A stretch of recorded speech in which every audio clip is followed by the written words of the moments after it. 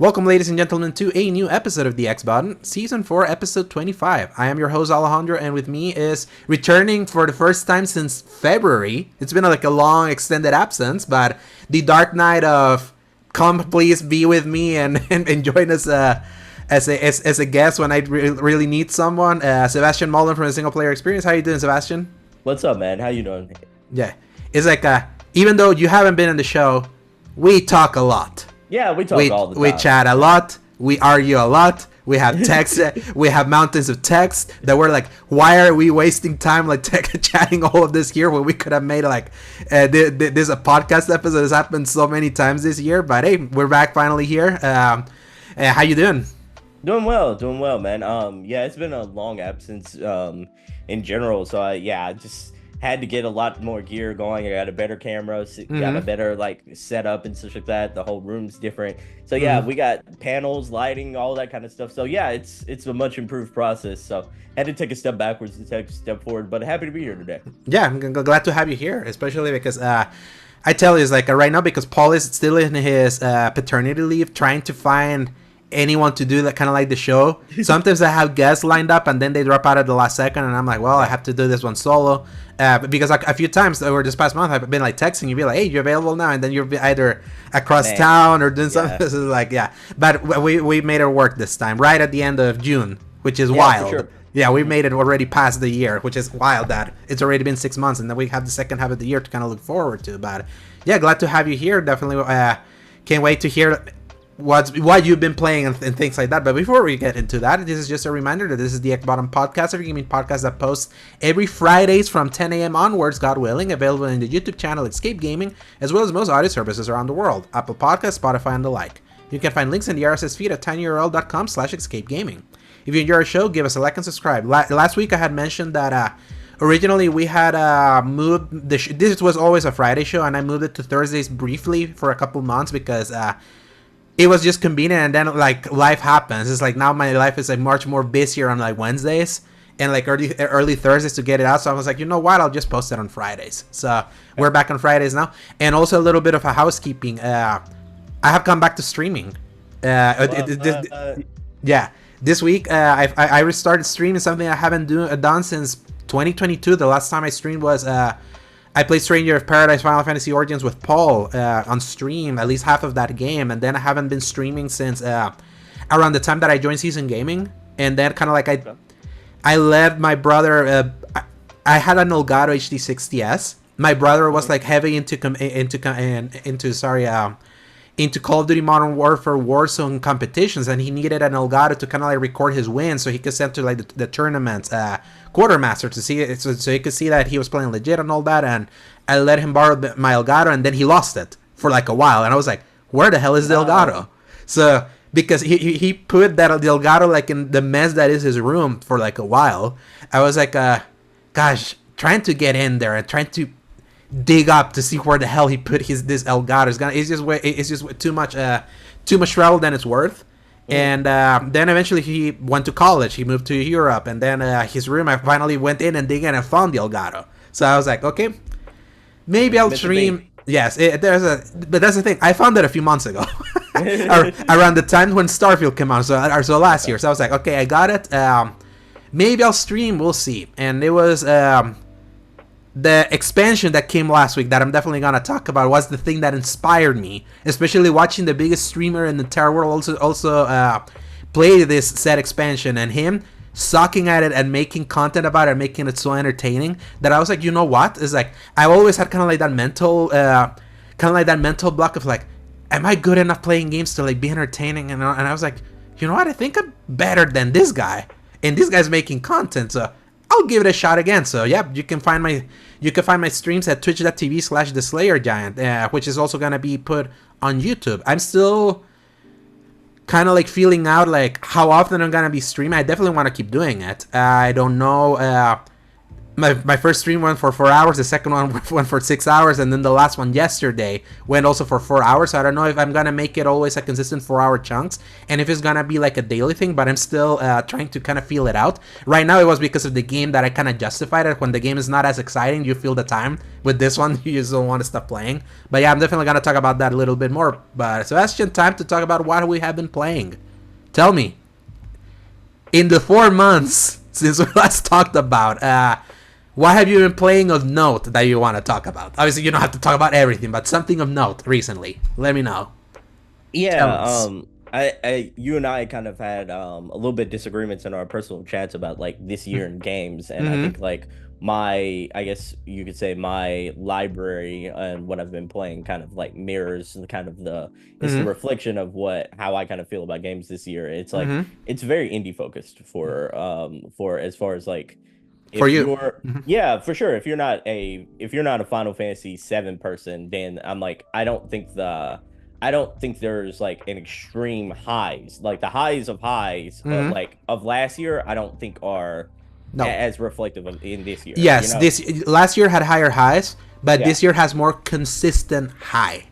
It's Yeah, like not peak, yeah. but it's like up here in the spectrum. So Yeah, I don't think that's bad, but I think if you're searching for that extreme high of like, if you want that 9 or 10 out of 10 type of experience to where you like, this is like, oh, I'm paying $70, I'm paying that premium price. It's like you're kind of like, it feels like a lot of the games this year are, if you're not a rabid fan of those fan bases, it's a wait for a sale type of year, like Yeah.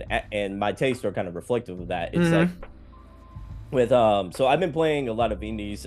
Specifically, it's weird because I've been on a vampire kick like this year Yes. for a reason. Yes, since V Rising, right? Yeah, so it's like V Rising, and then earlier this week I got review code for this game called Blood. I think you remember the trailer for it. It was like the indie game that looks very much like a Cartoon Network style. Yeah, I seen that one. Cartoon Network art style. That one came out recently, and I played quite a few hours of it, and it's fun. It's cute. It's charming. I think the art style and animations are superb. I would, which is no surprise considering the studio that made this made a lot of games or made a lot of shows on Cartoon Network. Yeah. So no surprise there, but like it shows this game has a lot of heart. It has a lot of that charm. I think the gameplay shows that they are indeed a first-time developer in Exit 73 Studios. It's almost like this feels like their Kena Bridge of Spirits, where like Kena was like a breakout. Was a first time breakout. Yeah, it's a good game. I wouldn't necessarily call that like I think there is room for improvement with Kena. Right? Oh yes, Yeah, absolutely. Sure. Like a lot, but it was still a breakout for as a breakout opening salvo of like, here we are. This is what we can do. There's room for improvement, but here's what we do have some talent here. You may have not expected it, so.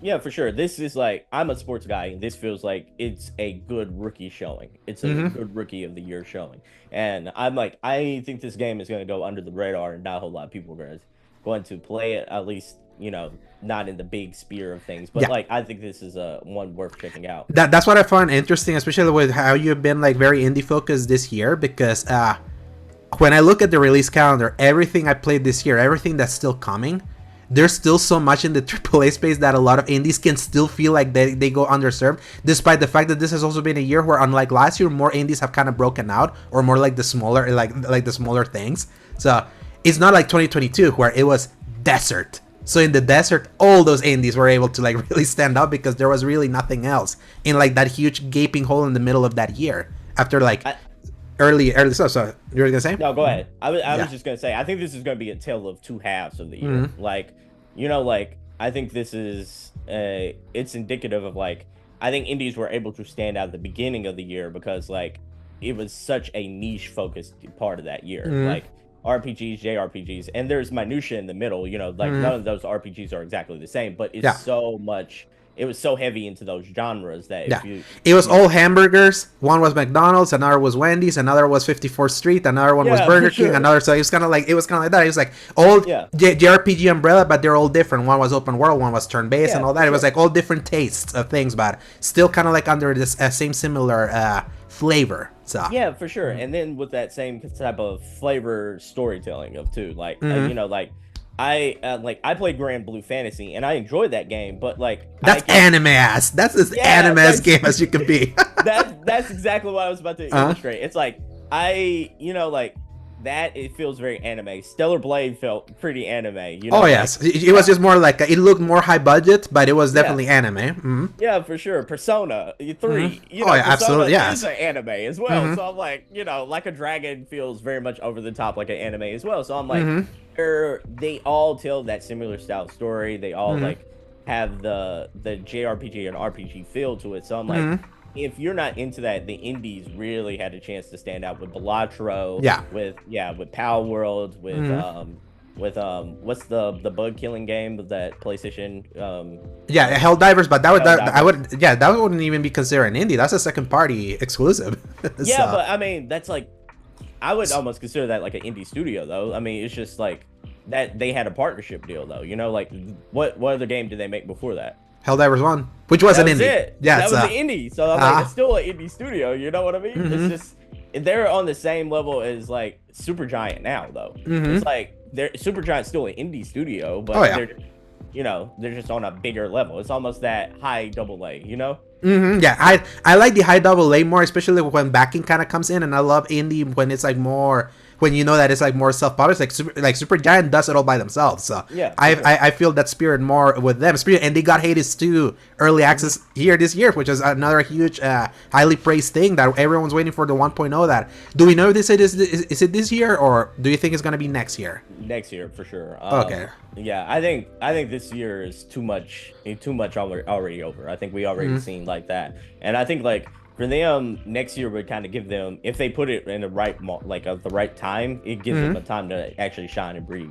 This year, I feel like, you know, like Assassin's Creed, Star Wars, and the likes and such like that, while they'll still have their chance to shine because they have an established fan base, they would have a lot more competition. As long as you don't put that game next year in March, around the Switch 2 or around you know GTA, then you're good. You're pretty much GTA. If I were a betting man, knowing Rockstar, especially this, they kind of already alluded to that's a fall game. So you think that's a fall game next year? Yeah, no.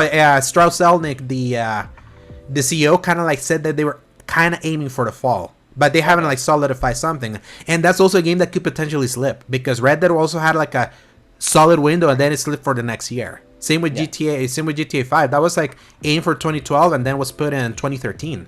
So. Gotcha. I think I was going on March because of like I think they had a financial report one time where they were talking about like they were telling their shareholders they were aiming for like billions. Yeah, they were gonna have like billions of dollars and all of that. Yeah. And then there was kind of like a revised. They kind of revised those financials after they closed the private division thing and laid out the people. And when we got the closure of the. What was that skating game? Rollerdrome and Ollie World. Yeah, so I'm adding it to the list of everything that's been happening this year. So 2025 is looking mighty scary. That's the thing. If 2023 was huge, 2025 is looking even bigger. Like just on a bunch of the heavy hitters, I'm like I'm almost of the mind that a lot of indies would be better served if they can get their stuff out now this year. In a way, like even though already I was looking already at the release calendar for August, September, October, November, I was like, oh man, it's like any question that this year is dry, especially for the niche focus of your mention of the first half, is like out the window. 2024 is still stacked. It's still absolutely stacked now. So. Yeah, and that's what I was alluding to. It's a tale of two sides to where like I can definitely have that argument with you about like. I would say the beginning half of the year, and then like I think that's like I think if you were to do like an all-star list of like these are the all-star list of like the first half of 2024 versus like the previous year, I think you would have that argument of like, oh, this is not a bad year, but actually I'm the opposite. The first half of 2023 sucked. It was until April, May that 2023 became 2023, the year that because that was like an onslaught that didn't stop. until February of this year, kind of like in that circle. But if you were to like analyze January and February to 2023 is January and February, 2024 was like slapping. Like it was like. I think that. Oh, I'm sorry to interrupt. I think you're right about the January and February part, but I think like when you get to June, like I think that's a different scale. Like because then because then that includes April, May, and June, and those were the months where 2023 became like an all timer. We went from Jedi Survivor to Zelda to Diablo to Street Fighter to Final Fantasy 16. It was like and Metroid Prime was on February. That'd be their year, so it was like. Metroid Prime, Resident Evil, and Dead Space Remake were like the only things in that first half of the year, and they were pretty excellent games. But there was like a higher volume of games in January of March of 2024 than in 2023. But when we got to now the comparable period of the GOAT status that was last year, now it's like no, 2023 was like absolutely superior in this period, which was the rare summer that was so packed. But at the same time, this is still being a pretty packed summer if you like DLC, and I'm gonna talk about that later. Yeah, for sure. So, but anything else that you've been playing other than Blood?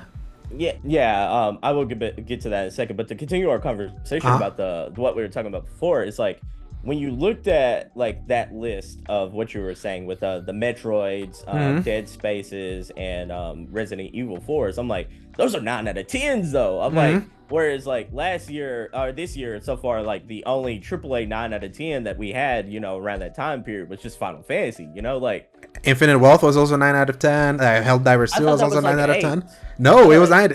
It was 9. Unless you're talking, but that's the thing, like because now we get into where we always have that conversation about the Metacritics and all of that, like everything that's like high 88 or high 89. You see that those games get a lot of 9s because of how a lot of the sites kind of like balance out because of the 100 or something people that kind of get counted on reviews. It's like in that 88 to 92 period, that's where you get the 9s and 10s most of the time.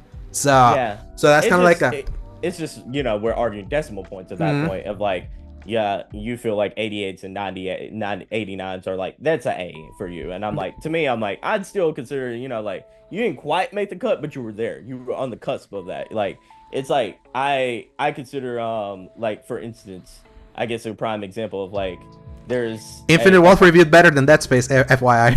Yeah, I think it's a better game too. But like, just saying that Infinite Wealth reviewed better than Hi-Fi Rush around that time. The only 93 and 94 around that time, around 2023, was RE4 Remake, which obviously Game of the Year nominee, and Metroid Prime Remastered. So it's like even comparatively, it's like that's why I'm like, let's make proper comparisons and not kind of like downplay that the things that also came out this year that also had like more niche audiences. That's where I agree with you in the more JRPG things. It was still highly reviewed, so it's like it's more than the semantic of looking how critically they were received versus how appealing that was for more general gamers that don't like that kind of genre. That's kind of different. So they're two different sides of two different arguments. I do think it'd be an interesting thing to see like, oh, this is the list of games that came out so far. Look at their Metacritic and OpenCritic and see like, oh, these are the two scores from Metacritic and OpenCritic, and then go down the list and see which one had to stacked like June through.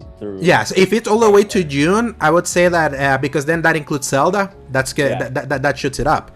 If you were to just include January through March, which was when 2024 was stacked, 2024 actually beats it, especially because damn you, Rocky City, you screwed the and also Forsake and Forspoken kind of screw, and Atomic Heart and Lightfall, Destiny 2 Lightfall kind of screws up the averages of those first 3 months. But take it in the 6 months period where we are now, where we're like ending June.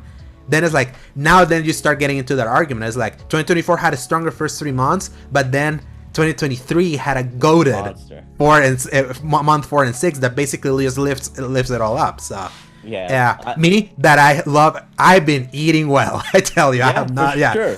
I'm literally one of those that everyone like that I see people are like, we're starving. We're like we're hungry, and I'm like, I see the succulent buffet here. I'm like, I mean, you're starving because you don't want to come eat the food over here. But that's more like, but that's more because you just like your specific type of food. That's kind of how I see it. Me, that my tilt is so heavily into the things that have been happening in this first half of the year. This has been Nirvana in 2024. But also to your point, taste. If taste like and that's the thing. Like everyone has their different taste. and it's like everyone has their different likings, and that's okay. It's like Yeah. that's how the world works. And for us that are JRPG fans or fans of Japanese games, because it's like I would argue that everything has just been a JRPG, has just been Japanese flavored games. This has been like Japan has been like carrying this year like tenfold besides indies. Sure. Yes, and to the point that from Western developer, I'm like, yeah, Western devs, you better show up, because boy, you're having New York Jets kind of Rex Ryan in his final season that he won 1-9, something like that. I feel like that's how Western developers are feeling, and I'm feeling most of that is kind of like a consequence of the layoffs. And Western developers have been the ones that have suffered that the most, and Japanese ones are like, they're not laying people out, they're giving people raises, they're all that. So I'm like, it kind of shows you where the health of the industry it's currently at, and we better and we need to hope and crossing fingers that as the economy will like stabilize, hopefully, because inflation is completely out of whack right now, that the Western side of things that have been hit the most by that, because that's where you get more greed, that's where you get a lot of the people are trying to maximize more profits than the Japanese side of things. I'm hoping that's when like whenever that stabilizes, we get a point where, just like last year, it was a healthy dose of Western and Japanese. Like literally. Do you feel like I'm sorry to interrupt. I do have a follow-up question based on what you're saying though. Do you feel like it was like a perfect storm scenario of like the like the release dates just happened to line up? Like 2023 is COVID.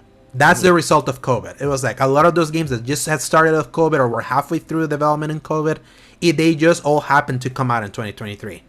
It's like that's a rarity that I don't think is ever gonna be repeated, especially for fans of long-term franchises that got new entries all in that same year. That's do you think we have a possibility of that next year though, like with 2025 with the GTAs, Wolverine, right now in Fable? Yes, 2025 has potential also, and that also has potential also like for what Xbox can be doing, because that will be the time where their eggs finally hatch, eggs that we have been waiting for years for. Like for example, like analyzing their really excellent showcase that we were able to kind of like see the live stream of which the file corrupted, so I never posted it. That if you were wondering where that went, but you and I actually watched that showcase, and it was like they had that showcase for this generation was the strongest first party showing of anyone, with the caveat that a lot of those games would have had even bigger impact if that was the first time we saw them. Imagine if that like the showcase we exactly saw, just like that. If that was the first time we saw Perfect Dark, or we knew they were working on Perfect Dark, that was the first time we saw State of Decay 3, that was the first time we saw Fable officially. It's like there is just strength on, like go back to 2016's E3 Sony press conference. The first time we saw God of War 2018. First revealed, meaty gameplay right at the same time. Boom, big punch. And then a bunch of new exclusives were also announced around that same time. That's where Spider-Man was first announced. That was when The Stranding was first announced. That was when poor Days Gone, but that was also first announced. Like, there's power in new announcements. And Xbox unfortunately announced so much stuff, like so early, that you don't have to wait 4 years for those eggs to kind of hatch. You want those eggs hatching at least a year or two away. Obviously, there's the COVID factor of it all is always going to be kind of like an asterisk that makes this generation so weird, and how 2023 was just kind of like that perfect storm, but also the perfect storm of COVID, of the overgrowth of the industry kind of coming crashing down, was like two waves that kind of came, or two tornadoes coming together to kind of create a singularity event. That gives us the greatest release, the greatest release cadence of things that bled early into this year. And Tornadoes. I think you just watched that movie, or you're excited for the movie Twister coming up, aren't you? Yes. Oh, yeah, absolutely. I love the first one. R.I.P. Bill Paxton. So it's like to try to bring in some analogies of all of that, and it's like and then a lot of 2024 is kind of like now a reflection of the health of the industry in one side of the pond versus the other one, and it has just been very clear that Western developers have like giving you shit if you like that kind of game this year. Where the other side is like, man, it's like Japan is setting an example. It's like, look at Capcom, be like, yeah, we're like racing. We want to keep all our talent. Like Final Fantasy VII Rebirth, the big thing of why that game was able to come out as quick as it did and as huge as it did and as well received as it was that the director made the point of, 90% of the staff that worked on the remake, on the first remake in 2020, stayed.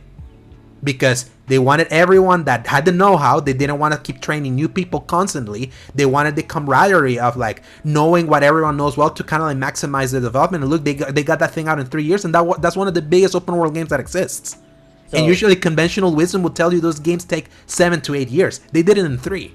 So let me ask you a question. I think there's layers. I know there's layers of questions. So try to unpeel the onion. Keep throwing those questions because that's what I love about you. So with what you just said, I liked because you kind of laid it out there like that. But I do want to ask you: do you feel like with all the Japanese like examples that you laid with Capcom's games, like Monster Hunter with RE, and when you went to Square, I think you gave the example of Final Fantasy with 7 right there. Yeah, those were built with an established foundation. Like so, like they didn't have to rebuild. They didn't have to rebuild an engine. They didn't have to like. Yeah. They're not building from the ground up. It's simply like, you know, catering the new environments to a previously established foundation. Yes. Do you think that has a lot to do with why these turnarounds were a lot less than the 7 years versus the 3 yes. 4? And also I feel like Japanese developers are not obsessed with the minutia that has kind of plagued a lot of the Western side, where games look so good now that I feel we're starting getting into way too like jump the shark obsessive detail of like, let us animate the pupil, let us animate the pores that are gonna come, the little sweat in and out, which can be really pretty when then you zoom in and put the screenshots and all that, and I'm like, that's beautiful, that's cool. Was it worth the extra 3 years? You did. Like for example, let's look at Hellblade 2, a recent release from Mail from last year. One of the most stunning photorealistic video games I've ever seen, like in photorealism and like and how it blends real time with its gameplay and like the perfect in the perfect transition, that I'm like, it took you guys, so the 2017 was when Senua Saga came out. It took you guys almost 7 years to make this, and it's just 5 hours, and your gameplay is way more simple than the last time. You sacrifice so much time to try to get something so pretty, which, by the way, is like as a showpiece of what that console can finally do, that the Xbox Series X, which was, if you probably remember back in 2020, from the 2 next-gen consoles, we're the most powerful one. We have more teraflops, we have Game Pass, we have everything, and all that is like, we're set to succeed. It's like, they have not had, other than Forza Horizon, a game to showpiece all the hardware that was there, where their direct competitor has been like outperforming, and just in release cadences, the games are, even with less powerful hardware, the games look as good, if not prettier, than what they put out also. That then we see like what's happening then with Xbox. Finally, they got a super incredibly beautiful game in Hellblade 2, and it took 7 years, and you can beat that thing in a sitting. And I'm like, yes, the length is similar to the first one. The first one was an indie studio. The second one was like done with first party resources. They gave that indie studio like a blank check to do whatever the frick they wanted.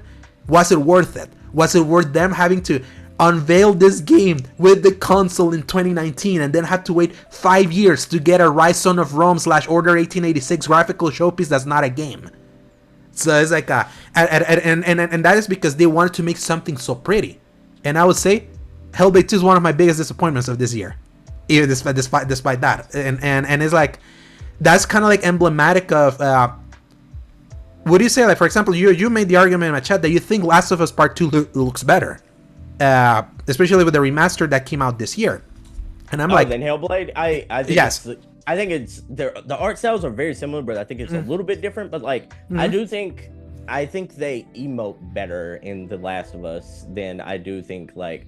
I think the emotional, like the way like you see the reactions to different things that are going on, I think like that to me is like, I think it's more of an animation thing than looks thing, but because I think the animations are far superior in The Last of Us than I do in Hellblade. But I can get the argument that Hellblade looks a little better, but I think I prefer Last of Us. And yeah, I'm the one that says that Hellblade 2 looks better, and look how limited of an experience it is compared to The Last of Us, that in my opinion looks tiny bit lesser pretty than Hellblade 2, and it's still up here. And look how massive that game is. Look how like dynamic that game is, like what that does. And that happened like in 2020, and they had reached a bar so high that I'm like, is it worth going higher than that if it means that then we're gonna we have to wait basically 2 college careers to get a sequel or one of these games?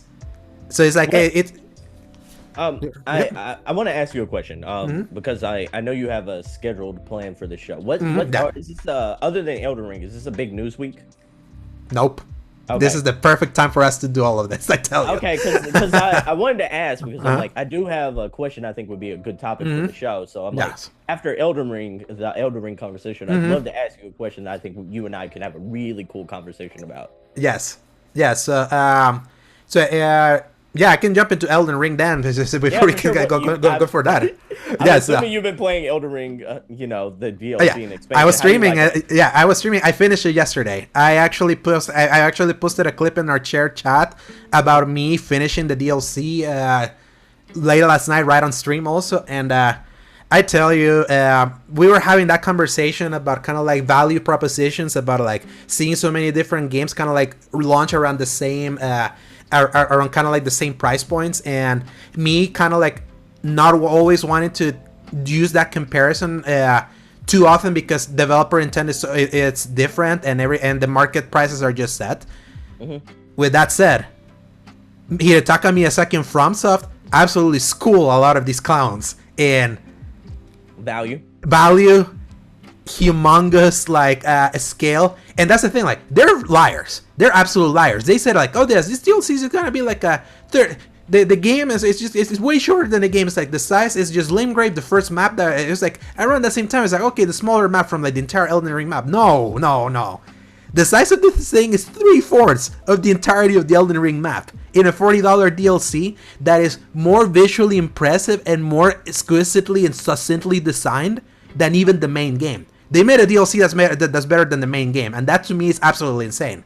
Especially as someone like to me that I always like consider Elden Ring like, if you ask me objectively what's the most impressive game that has come out this year, even if it's not my personal favorite like game of this entire generation, Elden Ring was my example. Kind of like when I first guested on your show, when you found me via Season Gaming, and you asked me to come over and you asked me to give you my five favorite games of that year. At the time, I said God of War Ragnarok was my favorite game of that year, just as a sequel to a game that I absolutely beloved. And Elden Ring, I also had a tiny pinch on my shoulder how much I hated its final boss that ruined my experience at the end.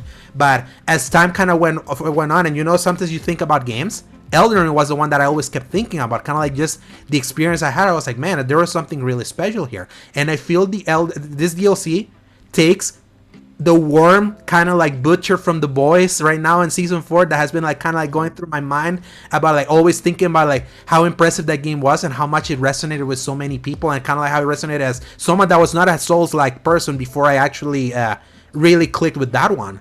And having that worm kind of manifest to me, really accepting that Elden Ring is the best thing that I played this entire generation, and that DLC has just made what Elden Ring did and made it even better. The world is better designed in a way that it still feels big, but you're not feel like you're going in endless terrain a lot to then find a lot of like interconnectedness. Everything that made Elden Rings, From Software's previous Dark Souls games, where the beauty of those games was like, yes, they were linear, but they were a huge world that then you kind of like start opening shortcuts to make it all seem connect and flow together in a way that's actually pretty impressive. They were able to finally recreate that in an open world game without the open world ever feeling like you're just going in endless terrains, which happened a lot with the Elden Ring map. There's like a lot of in Limgrave early on where, as I was kind of going back into the older map, I'm like, the DLC makes the first map look like trash, because and that's like considered one of the best open worlds ever made because of how didactically was designed, so that everything kind of catches you right. That if you're interested in exploration without a marker pointing you can always find something rewarding. They made the DLC something that something that takes that feeling, the Bethesda feeling of like, how far can I go if I follow down this path, to the point that, oh, where is the escape? I'm going through the escape. Holy crap, there's a lot of dragons here. Okay, I gotta get out of here. Oh my god, I made it to Mount Doom. And there's like, I can keep climbing this up freaking mountain. Oh my god, I found the Balrog.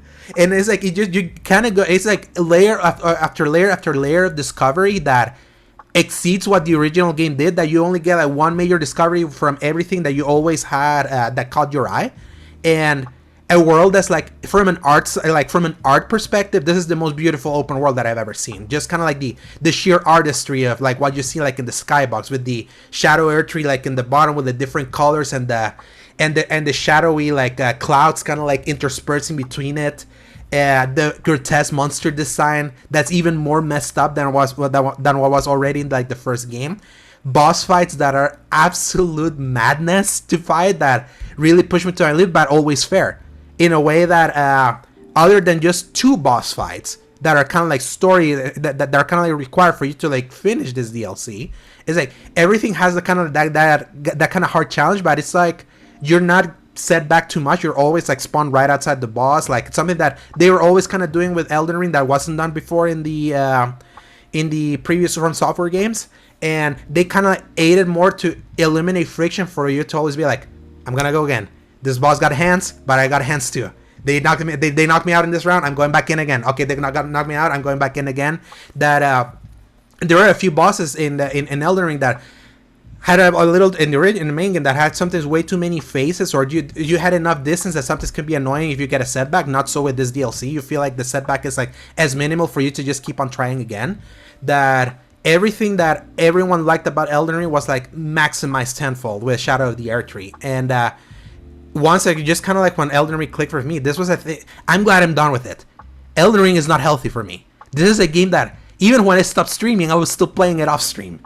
I was like, I want to keep seeing. I think I may have found something there. Holy crap! I found an entire new area. Holy crap! I found an entirely new weapon. And it's like I would daydream about it. It's like it's a game that when it warms in your mind, is like it's kind of unhealthy. And I'm glad I kind of beat it in a way, because I was like, no, I cannot have a game that's like this unhealthy for me. And that's just kind of like the power of how appealing this thing is.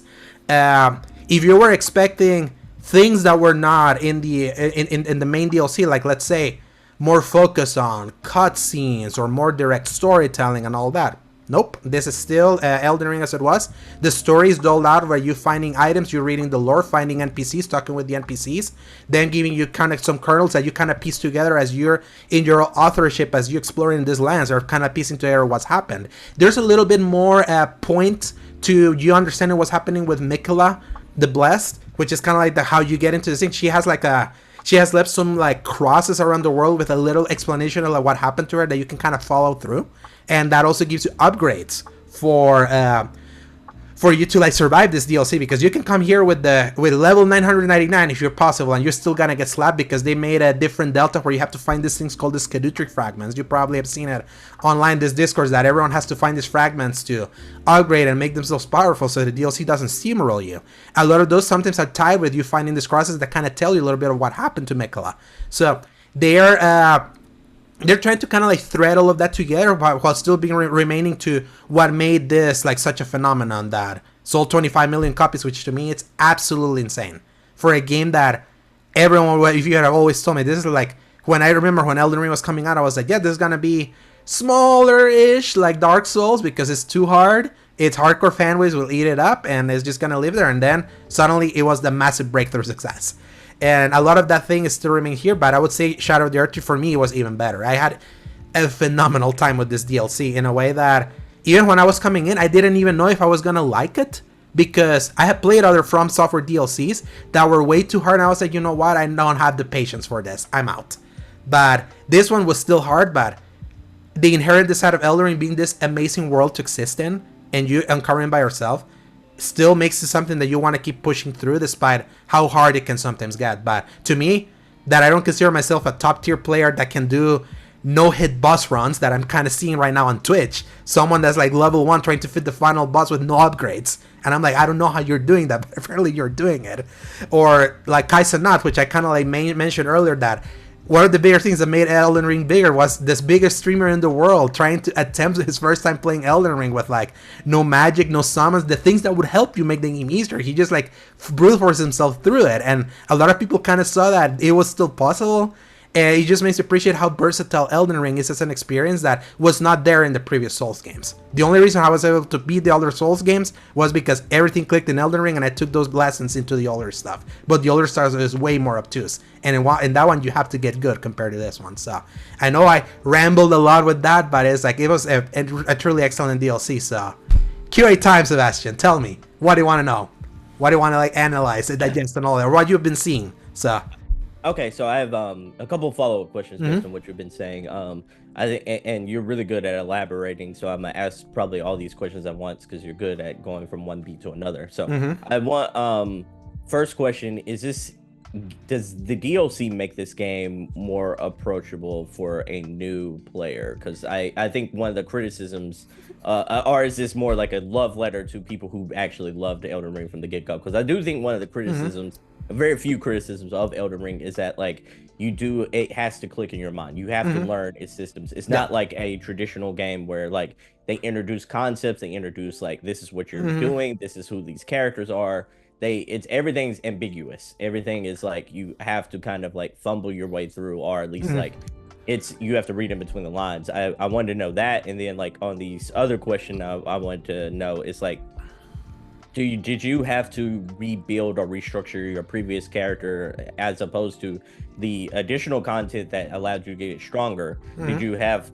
Did you feel like your character was well prepared after beating Elden Ring for the DLC, or did you feel like there was still a next new learning curve here? So those are my two questions. Yeah. So obviously, like the fact that to access this DLC, you have to be like 3/4 into the game, and you Okay. have to find a very hidden boss that can be very easy to miss because it's Hmm. like you kind of find it like you probably heard of Millennia Blade of Mikula, the super famous like hard boss of Elden Ring. That it's Yeah, not for sure. it's completely optional. You don't have to beat her to beat the DLC, but you can get through. You can beat her to kind of get one of the different endings, but you have to go through a painstaking process in your way to her. You can take a detour to the way to her to find this boss. That can be also super hard if you don't have if you haven't found a specific drink that will prevent you from like bleeding when because this is called Mog Lord of Blood that he heals himself by making you bleed, and then you have to find this thing that to drink so that when he does that move he doesn't he doesn't heal himself,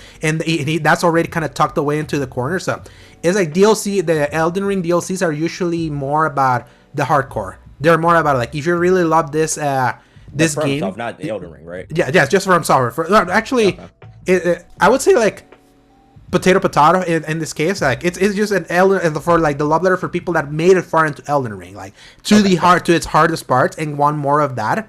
That's kind of like where it goes. And as for the case of me having to respect, I kept the same character that I beat this game twice with back in 2022 because I've beat it once and then I did a new game plus run with the exact same character and having double weapons of the ones that I did my first run, and most of those weapons actually carried me through the DLC. The thing is that the DLC also introduces so many cool new weapons that thankfully I was already spec'd for. That was like a lot of dexterity, strength, arcane, and faith. So I'm I like calling my build the indecisive bitch build, where I'm like a lot of people always tell you, oh no, you in this run you want to be a strength character. You is because you want to be doing great swords and you have to build that strength so that you like have your poise and all that. Or if you want to do like katanas or something like a little bit more stylish, you build for dexterity. I built for both. Both my it. stats I had both at 50 because me, I love variety and not sticking to one thing. And I was like, okay, I'm kind of tired of just wearing my Bloodhound Fangs, which by the way I recommend people like if you want to steamroll the game early on, if you're try to find the Bloodhound Fang and you'll thank me later. That thing still helped me in the DLC. It's like there's some weapons here. That's kind of like the irony. There is easy modes baked into the game. It's just not a toggle. It's just the weapons you find that make things easier. It's like the tools are given to you it's like in typical From Software fashion, or at least the Souls-like fashion. It's like you make this game as hard or as easy as you want it to be. Even like Hidetaka Miyazaki, the director, he even mentioned in a recent interview, he uses every tool at his disposal, summons, the bleed bills, everything impossible to make the thing easy. That a lot of elitist players will be like, don't do that. It's like, get good, do it like hard. It's like, no, if the game gives it to you, there are valid reasons for you to find. There are valid ways for you to get through this game because their tools given for you. They were put in a reason. If they were not gonna be valuable, they wouldn't have put it in the game. So it's like a lot of that is like everything is just doesn't work as traditional as you would expect. The game explains to you a lot if you go to the options. A lot. Just go to the inventory, click R1, R1, R1, R1, and then you get basically a list that explains everything to you. It's just not something that kind of like as you were mentioning. You're going through this area. Oh yeah, we're gonna teach you now how to parry. You hold this and no, it's like all of that's it's kind of taught to you immediately. You just kind of have to find it because it's all about the author. If you this is you, making your adventure. And the tools are going to be there, but you better find them. So I don't know. Hopefully I answered that. If not, tell me, because I know it was like a big question. So go for it. No, I think that's kind of spot on. I think that is part of like, I think what makes this game great is also what can detract from some people enjoying it to the fullest. It is it's not niche. It is very much an acquired taste. And that's what's so funny is like the previous From Software is like that was the exact same thing that happened, and somehow this one broke through. Like somehow this one is like, when you see the completion rates on PSN profiles, like 38% people that play this game platinum the game. It's like that's what it tells you, that there's something, and I feel like the thing that helped the most here compared to other Souls games is that other Dark Souls, like for example Bloodborne, for example, is like if you don't beat Father Gascoigne, there's no way you're gonna continue playing that game. It's like that's the next area. That's the next area where you need to go, and you gotta beat Father Gascoigne. If not, you're screwed. There's so much in this game where you can get to Morgoth, the guy that you fight in the bridge at the beginning, as it has the big cane at the beginning. One of the hardest first bosses that I've ever done. But there's like 2-3 maps worth of exploration and weapons and upgrades before that you can just go on your own and explore and all that. You can over level to such a degree that then you can steamroll the game, like as you would like a normal JRPG, let's say. Obviously not turn based and all that, but like that mentality of like, there's an entire world of me to go like explore, and I'm gonna be killing these enemies. I'm gonna make myself so stronger that then by the time that I go back to this boss, now I'm like super OP. Before in the other in the other Souls games, you had to like go to run back and forth in the same bridge over and over and over again, respawning to keep like farming souls / runes / blood echoes, whatever you want to do to kind of grind up for that. And that would be like a more tedious process because you were still stuck in one same area. Whereas in Elden Ring, it was like you would only be stuck in a specific place if you wanted to, because there's just a million different places you go. And I think that's why it broke through, because otherwise, like, I think we would have the same conversation in a way that I do feel that it's still valid, that there's gonna be some people that are just straight up not gonna like the way From Software do their games. It's like and they already and Hidetaka Miyazaki already said it. It's like we didn't make a game for everyone. No, it's like this is the game we made. And some of the games, the game they made with the focus they did, was what resonated so heavily in a way that we rarely see a single player game that you can play, which obviously there's a multiplayer component to it, which has always been kind of like inherent to Souls-likes, where you always see kind of ghosts going around the world and you find the maps. And it's like, it's always kind of been like a shared experience, that the summoning of something you can put a mark that's to summon maybe another player that's around you to kind of take the challenges together. That has always been kind of like inherent to the design of this game.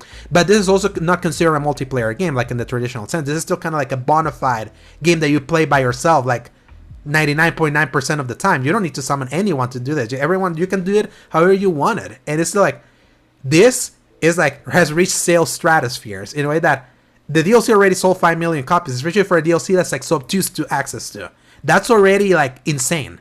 Just how much like Elden Ring specifically has like resonated. I don't know how much a lot of people also bought it because it's Kaisa not playing it, but also like who wouldn't be inspired to also give it a try? Someone like him that never played any of this and still and still like push himself through it, was able to find success and love for this where others could. There's just something about it that this one hit in a way the others didn't. So let me ask you a follow-up question based on that.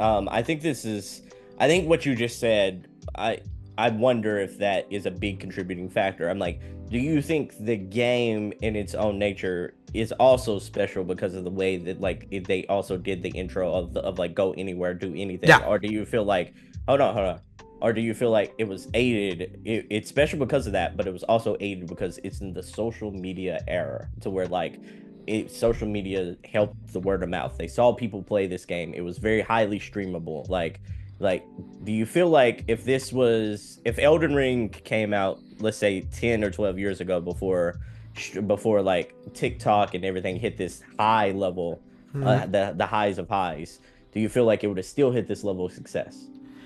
Perfect storm, I would say. It was absolutely a perfect storm when it hit, because it was like Elden Ring is also a product of an entire decade of having introduced this kind of game and slowly winning people over.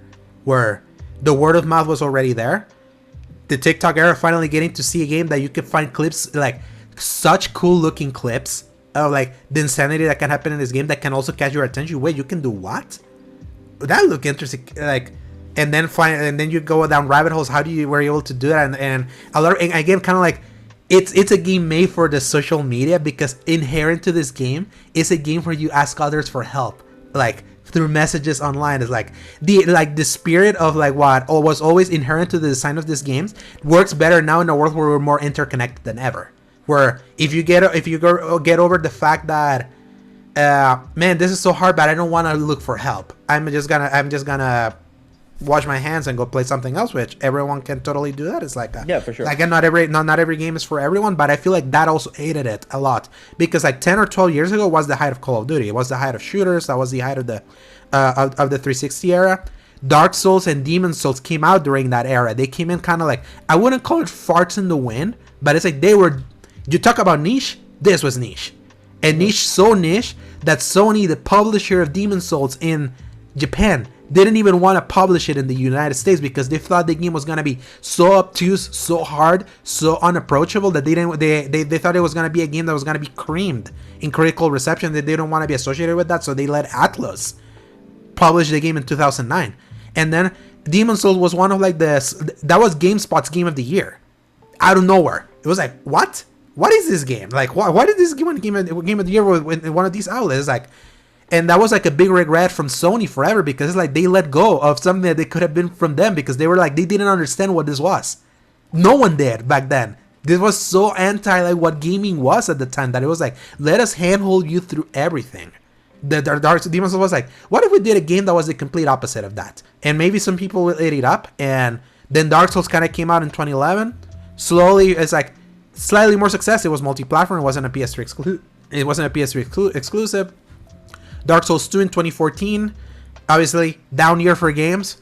Kind of in a down year, sometimes some things can stand out even more. I would say, I effing hate Dark Souls 2. I think that game sucks, but a lot of people love it. I'll just put it that way. But I feel like that game is like the very definition of like a completely unfair. But a lot of Dark Souls 2 is in Elden Ring. It's like a lot of the ideas that they were playing on Dark Souls 2 got fulfilled in Elden Ring, like non-linearity, exploration, all that. It's just that game was not balanced right. But then Bloodborne in 2015, published under Sony as hey, we're sorry, we missed completely what we had 6 years ago. Let's work again together. Let's see what we can put in.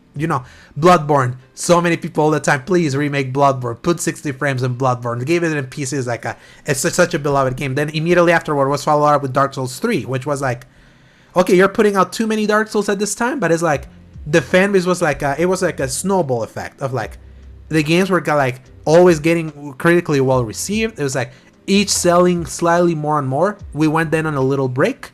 Sekiro comes out of nowhere, completely different from a Souls-like, because it's like that's a game that, dude, you cannot break. You have to get good on that one. With Sekiro, is like if you don't nail your parries, you're screwed. It's like, go play something else. That's the most you don't belong here if you don't know how to parry.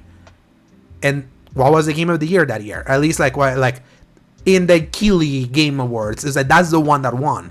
So it's like the snowball continues. Snowball gets so big that then when Elden Ring was announced that same year at the Xbox Showcase, it's like now the snowball is so big. It's like we want all of that. Obviously, they attached George R. Martin with it. Like it was funny coincidence because they attached the name the same year that Game of Thrones season 8 ended. So it's like you're associating this like with a brand that kind of went on a low point right now. But cool, whatever. But then we get to 2022 and look what happened. So it's like the perfect storm. Building an entire decade of slowly making this genre of game so so it slowly becomes something that doesn't just belong in the tiny niche, as like the player counts were showing, as like the sales were like keep getting better and better as they were going, and then suddenly we get to Elden Ring, where it's like, no, now this is not just a niche, this is the thing now. And you see so many people try to ape Souls-likes to the point where, what's the Erdtree, I think it's called? That's got something that's coming out soon that they permit. Yeah. And Erdtree is like, oh yeah, it's an action RPG Souls-like, and I'm like, I actually played that game, and how is it, by the way? Just as an aside, is it good? Is it accessible?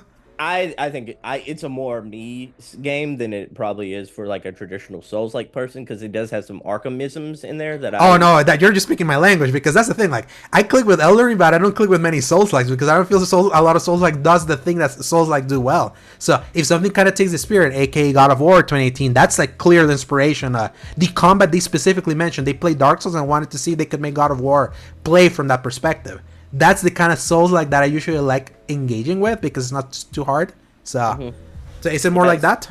It is kind of like that. They do have a little more stealth mechanics as well. So I'm like, it's fun. I don't think that's for everyone either, though. It's like, I don't know if it's going to hit the highs for a lot of the people in the genre of Liza P. You know, like, and I think that game is also going to be overshadowed by Flintlock as well. That also is another tiny Souls like they promoted it like that in the last showcase. Yeah, I didn't know that, but then when I saw it, it's like, no, it's like, it's not a Souls. It is like the God of War 2018 thing. It's like combat kind of like from that perspective, but not quite Souls. It feels like an action RPG, you know. But I will say I want to follow up on something that you said earlier. I think it was kind of important here. I think I want to look beyond, because I know we have a light news story this week. I want to look beyond. You said that this game could possibly be game of the year. Now you're a historian with video game. You're a video game encyclopedia as far as like development and all that kind of stuff. So I wanna ask you: one, has there ever been a game where the DLC won game of the year? And two, do you think they're going to break? If not, would they break tradition for Elden Ring this year? And three, if they break it for Elden Ring, wouldn't Destiny also have to be considered in that conversation? Yes, because it's the second highest rated thing of the year. So, fun fact, like at least in the Jeff Keighley thing, with The Witcher 3 Blood and Wine, won RPG of the year, and that was just DLC. That was the only time. Yeah, but RPG of the year, not Game of the Year. So that was like the last time, and obviously, Cyberpunk 2077 Phantom Liberty, one of the best things that came out in 2023, bar none. Excellent expansion. Did it get nominated for anything? Ongoing game. He won ongoing game at the Keighley's. So ongoing game. Yes, but it was like in IGN and GameSpot, it was in their top 10. They consider it kind of like a game in like individual sites. So so it's like there is like some precedent in specific sites of then sometimes they will sometimes like put out like a DLC if it's like substantial, big, and substantially better than almost everything else that came out around it. It could be. It does make me wonder if a lot of sites this year are all gonna make an exception, because it's like a Shadow of the Erdtree obviously is the highest rated thing of this entire year. It's like the only thing at IGN right now that got a 10, also over at GameSpot, and they have had precedent. I don't know if every DLC has won it, but they have been included before in the few times that it's been worth it. So do you think that's a good look, though? I mean, because even though it's an expansion, even though it elaborates a lot more on, even though it's beefy, it's substantial. Is that a good precedent to set that expansion could win Game of the Year as opposed to a brand new title? I feel if it's good, it has to be good enough. Like it has to be like so remarkably good to be okay with that, because it's like we live in an era where games live forever. We live in an era where like a game is not just like a one and done most of the time, and sometimes a lot of those games get better with the things that are kind of like a staple on top of like the experience that they were. Like for example, like to me, like Phantom Liberty was so important in finally redeeming the image of Cyberpunk as an RPG completely. Where you could like make the argument that the Cyberpunk that you could play at the time of Phantom Liberty from beginning to end is not the same broken AF experience that it was in 2020, and it could be like that experience alone like warrants like it's like in that kind of caliber to get there. And I feel there's like enough nuance, and just because this thing is so good doesn't diminish the things that came out that came out, like just the fact that Blood and Wine in 2016 was like RPG of the year doesn't diminish the fact that was a year where Overwatch, Uncharted 4, Doom 2016, Inside, and a bunch of the things that Titanfall 2 won Game of the Year. Is like if a DLC is good enough, like it's worth it. That to me personally, that doesn't diminish like a game, especially because if the work was put out, that it's like everyone looks at it, it's like holy crap, this is legit. Like the word they put it here really translates everything. Like if it wins, I'm not against it. That's just me. because I think you said something very important when you gave your example. It's like you listed 2016, and what was the games you listed just now? Overwatch, Uncharted Okay. 4, Titanfall 2, Doom 2016, Inside. Uh, and because I remember there was like a big what else was Dishonored 2 was also like in the conversation. So none of those were really big, substantial RPGs, though, is what I was kind of going to ask you because, like, I think like your example there is like I get where you're coming from as far as the emotional feel of like if it's good enough, it deserves to win. But it's Mhm. like it sort of feels like that's a good example of like the divide being so huge that like there wasn't really very much competition versus like I feel like if you do have competition Mhm. you might should say, oh, that's the best ongoing game versus that's the best And I think that's RPG of that yeah, year, and I think that's usually kind of like the distinction they do with that, just to kind of like I know that's usually done in the Mhm. spirit of wanting to give the newer thing like a chance in the spotlight. Yeah, for sure. I And think it so deserves that, right? so I feel that's where you're going, and that's why I say like if this is just like for example over at the Game Awards, which we already talked about, to me is like the voting process of the Game Awards have like no rhyme or reason. The things that get nominated were like what the freak are it's like Hmm. I even had like a conversation with Brad Ellis, the guy that left ECLS and now he's over at LSM during his streams. He has explained is like the way the nominations the things work is like so carefree. People sometimes don't really think about the nomination process like we think they should, if you know what I mean. Like they don't think through sometimes the things that they nominate at times, especially in Keely's show. They don't think about it as hard as they do their own stuff, like the own side. They just see it as a fun participation thing because they love the spectacle of the winter showcase. Here's the new reveals and all that, and we're all here together, all dressed up, pretending like we're in the Oscars. So it's like I feel like I Let me give understand you the a spirit. scenario though. Mm-hmm. Let me give you a scenario. I'm sorry to interrupt. I Yeah. apologize. It was rude of me. Like what if there's Final Fantasy, which was I think what 91, 92? 92. 92. Yeah. Okay, so 92. What if Ubisoft goes on a good streak and Star Wars Outlaws is a 92 as well? And then Mm-hmm. what if Indiana Jones is a 93? Mm-hmm. I'm like, just hypothetically speaking, all like those three games are all in the 90s. Mm-hmm. And would you feel a little iffy or would it feel a little wrong if like IGN and GameSpot then still gave Erdtree the nod there? Because I I was think like, those are new games though. And yes. they're in the 90s though. I personally, based on the experience I personally had of Erdtree, Hmm. I wouldn't have a problem with it. Personally, Okay. that's how good Erdtree is, and Okay. Erdtree to me like it's Elden Ring 2 for me. Like if we're talking about size, it feels like a sequel. That's how substantial it is a DLC. That I'm surprised they sold it kind of like as a DLC. Perfectly honest, like they put that much work instead of like let's just do a sequel. So at least that's just kind of how it feels to me. I personally wouldn't be mad if that happened. Feel icky though. It's like what I'm kind of getting at because I'm like it would kind of be like so these new games like they came out, they did everything they were supposed to, and then like it sort of would feel like a bad look on those new games. You got beat by DLC, dog. Like Yes, you know what I mean? but then I at the same time, this is like kind of like I mentioned at the beginning. It's like again, I don't like playing like the value judgment, especially with like MSRPs and all that. It's just that From Software like takes that challenge and be like, yeah, we're not playing on value, but we're gonna make everyone around us look super bad by Yeah.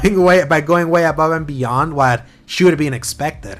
Lie about the scale of this DLC and give you something that's 3 or 4 times bigger. So that's like that to me is like the wildest part about what Shadow of the Erdtree is.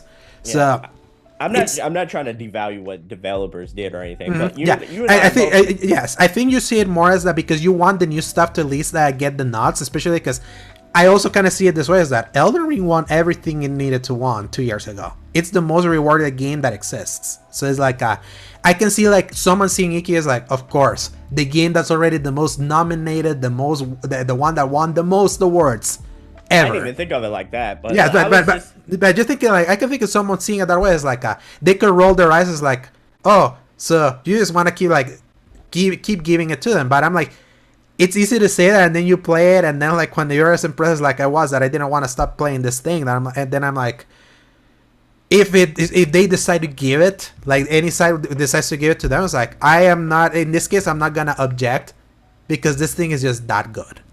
Like Yeah, at least that's how I see it. So I understand. I was just saying, like, in comparisons to other things that are that good for that fan base as well. Think about like for their fan base. Like, you're an Elden Ring person, but think about if if Baldur's Gate 3 came out this year. yeah, If Baldur's Gate 3 came out, you know that resonated with a whole lot of people. If Tears of the Kingdom came out this year, yeah, but and they gave it to the DLC. if they gave it to the DLC, is that a good look? Like, because I mean, at that point, you have Elden Ring fans. I get it. They got everything they wanted with this DLC, but then you also had a game, one of the best games of the Switch generation in Tears of the Kingdom, and then you the best one, I would argue. So yeah, and then you had a revolutionary game for RPGs, especially turn-based RPGs in Baldur's Gate 3. I'm like, I don't know, man. Like it's might not be a good look. Yes, to me it just kind of depends, and it's like to me it's like I even told you, it's like I have been saying that Rebirth was my favorite game this year, with the caveat that I've been hoping for anything else to come in to overtake it, because that happened too early in the year for me to already have like the best thing. I usually love for something to come in and surprise me. I usually love for something to hit me like in ways that I wasn't expecting, so that the thing that I was most anticipated going into a year is not the best thing that I play in the year. Final Shape and Erdtree are my two biggest surprises of the year. Final Shape, I came in from last year, the biggest disappointment I had in Destiny, to them delivered the Avengers Endgame of endings for a 10-year saga, that for a shooter that has been like so up and down. And then Erdtree basically giving me the sequel to the arguably the best game of the generation in DLC form, after they had downplayed that it was going to be so much smaller than it ended up being. So it's like from those perspectives, like I understand that in principle it would feel icky if a DLC is the thing that wins it. At the same time, that's just how good the DLC was.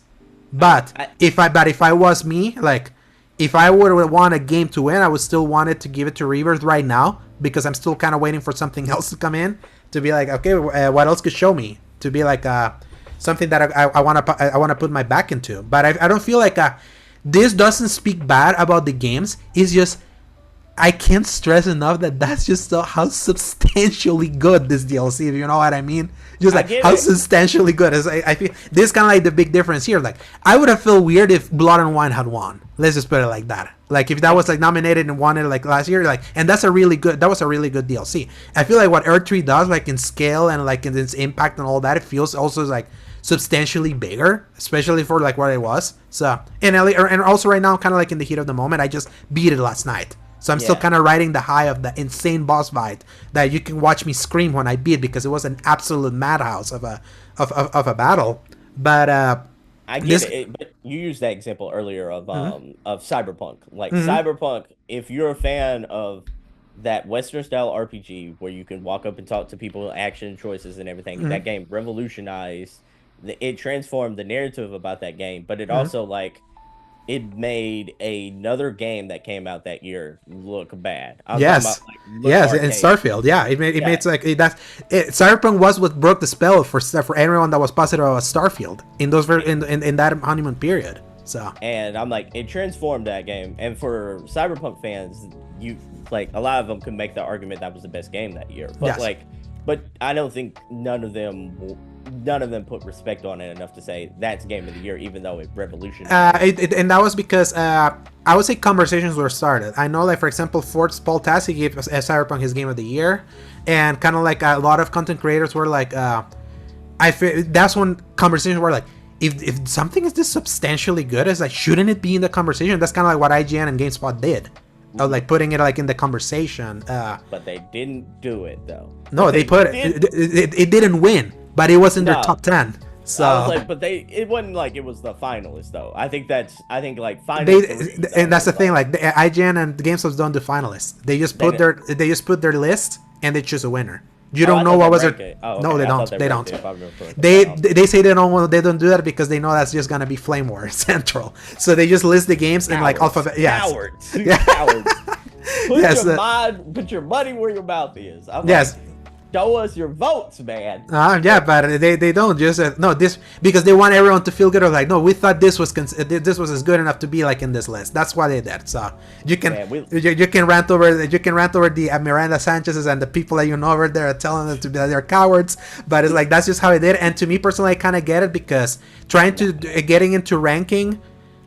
Then it's like you start getting into the semantics of like why was this here been this and all that and it's like you're a semantic site though. I'm like you have scores, man. I'm like you're like the definitive sites that people go to see if something's good, and you also like. And many times the 10 out of 10 games have not won. Hey, the 9 out of 10s have won, and that's the thing. Like they have given 10s that don't become game of the year. And they are not DLCs or anything or like re-releases. Actual games that got 10. Like I'll never forget GTA 4, Metal Gear Solid 4 in 2008. Both the 10 out of 10 games that came out. What won game of the year? The 9.6 Fallout 3. So it's like that. Usually it's like that's in the spirit of yes, the review is something that is still not reflective of the entire site as a whole. That's the reflection of the reviewer that put their opinion on it. So like I get that completely. But yeah. So that's an example. So that's why they don't rank it because they know that. It's everyone always thinks like IGN gave this a 10, but no, Mitchell Saltzman gave Shadow of the Erdtree a 10. No one else at IGN did. So it's like it's always kind of like that weird the weird thing. Man, like you hired the man, he's your employee. Like you gave that a 10 out of 10. Like let's be real. Like yes. But if no one else in the site feels that way because they respect the reviewer enough to give that score, because that's the thing. Like no one goes in and be like you should lower this. No, they argue that they told me that they're like the process, like they get in a room, the reviewers give their score and they like give it like a presentation and the why they're doing it. They do questioning like what you're doing to me right now, and then like and then at the end, if in those questionings the reviewer then like thinks, you know what, maybe this is this, but if not, it's like they leave it at that. But they leave it as that, and then during Game of the Year time, everyone kind of comes in with their opinion, and then they back that out. Like for example, you know that Spider-Man 2 is the worst reviewed of the 3 games in IGN. They listed it as the top Spider-Man game. So that's what's so funny. It's something. Yeah. No, of the 3 games that came out. So like 8.7 for 2018, 9.0 for Miles Morales, 8 for Spider-Man 2. Okay, but, it clicked in my brain. I thought you meant like worst reviewed Spider-Man game overall. Oh no. That's like a 90. That's a 90 Metacritic, which I already have measured. That's a little too high for that game. But besides my opinion, that is like that's still like when they made a list, they put Spider-Man 2 as the #1 Spider-Man game, and it's like that's a reflection of the entire staff that felt that way. It's not reflected on the reviewer Simon Cardy, who thought that was an 8. So that's why like that's why they don't do that. Especially, it's easier for you to do like a top 10 because we know it's you saying your opinion of like what you thought or where the things were. As a site, it's way harder to get a collective because everyone thinks differently. It's not a hive mind as much as people would think. At least in that hive mind, they listed Cyberpunk Phantom Liberty as like worthy contender of 2023 in their 10 best games. There's easy ways of doing that. Have everybody rank their top 10 and then go, like just do it mathematically. I'm like, there's possible ways of doing that. They choose not to. Is what yes, because it's like because of like the toxicity that comes around that. So yeah, but I'm like, they want to do it more to celebrate. It's more like in like ranking a top 10. It's just like in the Game Awards. We don't know like what's number 1, number 2, number 3, number 4, number 5, number 6. It's just the games are presented that they're just given the word. So it's like I get it. It's just. I'll be frank here. It's like you come from sport. That's the thing, because you come from a sports back. Yeah, you come from sports. I was like, I've written for sports too, so I'm like, it's like you put your mouth where your mind is. It's like your money where your mind is. And like in sports, the MVP voting, they have this person won MVP, this person plays second, this person plays third, and like 4th, 5th, and 6th, they all get placed. There's like, and I'm like, there is a panel of people who vote on that. They make, and like a lot of them make their votes public. There's no like hiding behind, oh my god, someone's gonna tweet at me because I didn't vote like that. I'm like, yeah, sports and gaming, different industries, and let them be. That's what I say. I mean, but you do you say let them be, but I was just like, there's a lot you can take from sports that would probably make this industry a lot better. Of like, and I feel a lot of that it's not taken because sport. The problem of making everything a sport, especially you see it in politics also, is like sports trivializes things and just like puts people at each other's throats. So it's like playing games, man. Yes. I'm like, we're not solving world peace. I'm like, I know. I'm like, we want rivalries. You want like, wouldn't it be fun, like, just for instance, that if like Insomniac and let's say 343 had a fun rivalry. It's not like they're coming at each other, they're not calling each other names per se, but like saying like, hey, I know you just released Spider-Man. We're about to put our foot on your throats when Halo comes out, and that would be just fun things for like people to actually watch. You know, like, and then if one person wins, one person loses, they still congratulate each other. It would be fun. You know, like there would be a healthy competition, and I think like for fans of that, it would kind of like be like. Yeah, I feel like the whole console warring and all that nowadays is like something that everyone just wants to downplay. Everyone would rather the kumbaya things because things have gotten way too nasty, especially in the gaming side of things, especially what's happened with Twitter, that they all try to minimize anything that could like bring in the toxicity, and that's just kind of like how it is, and I kind of get it. Especially like I don't partake in the console where I just want everyone to do well. That's kind of like how I do it. So while still picking my favorites. So yeah, it's like, so here's my thing. It's like these three entities that everyone tries to downplay the console wars. Like I get it, the term console wars, you know, we were scared of the term, but I'm like, they're still in competition with each other, just like Tesla is still in competition with Mitsubishi, just like they're yes, it's like competition is just inherent of just being in the market. Let that play out. Let that play out with like what's happening in business. I'm like, you're in business with each other. I'm like, in, you know, like it's a whole media thing of like, we're scared of people we're scared of comments and stuff like that. I'm like, it's comments, bro. I'm like, get a thicker skin. Stand your 10 toes down. That's the thing. I talked to you about. I talked with Travis. You know that he's gotten direct death threats, that he has had to like have the FBI join, like come into for like protection. It's like it's gotten to that point, and that to me is just like that just goes beyond just sportsmanship or just wanting to see who wins or who not. Is because it's like especially in the gamer space, people take it way too personally, like almost way too personally. So I get why. They try to minimize anything that's just gonna like create unnecessary like grief to the people doing it, while in the spirit of just trying to keep everything in celebration, while still showing that one thing stood above everything else. It's like, and that thing last year was Baldur's Gate 3, despite Cyberpunk being there. So I will say to them, they did list like an honorable writings beneath like whoever won, and Cyberpunk was there. So I'm like honorable writings. It's like, no, it kind of like if you want to like rank it as like, okay, so this writing was right before whoever won Game of the Year. Maybe that was number 2. Who knows? But they didn't put number 2, number 3, number 4. So, I get it. It's like, but I'm like with another thing of like the NBA draft happened last night. I'm like the scouts. There was 2 scouts that did get death threats because they ranked a player like higher, like higher than what they were perceived to be. Then they got drafted. They still do it though. You know, I'm like, it's like I get it. I'm like, you still do it. But anyways.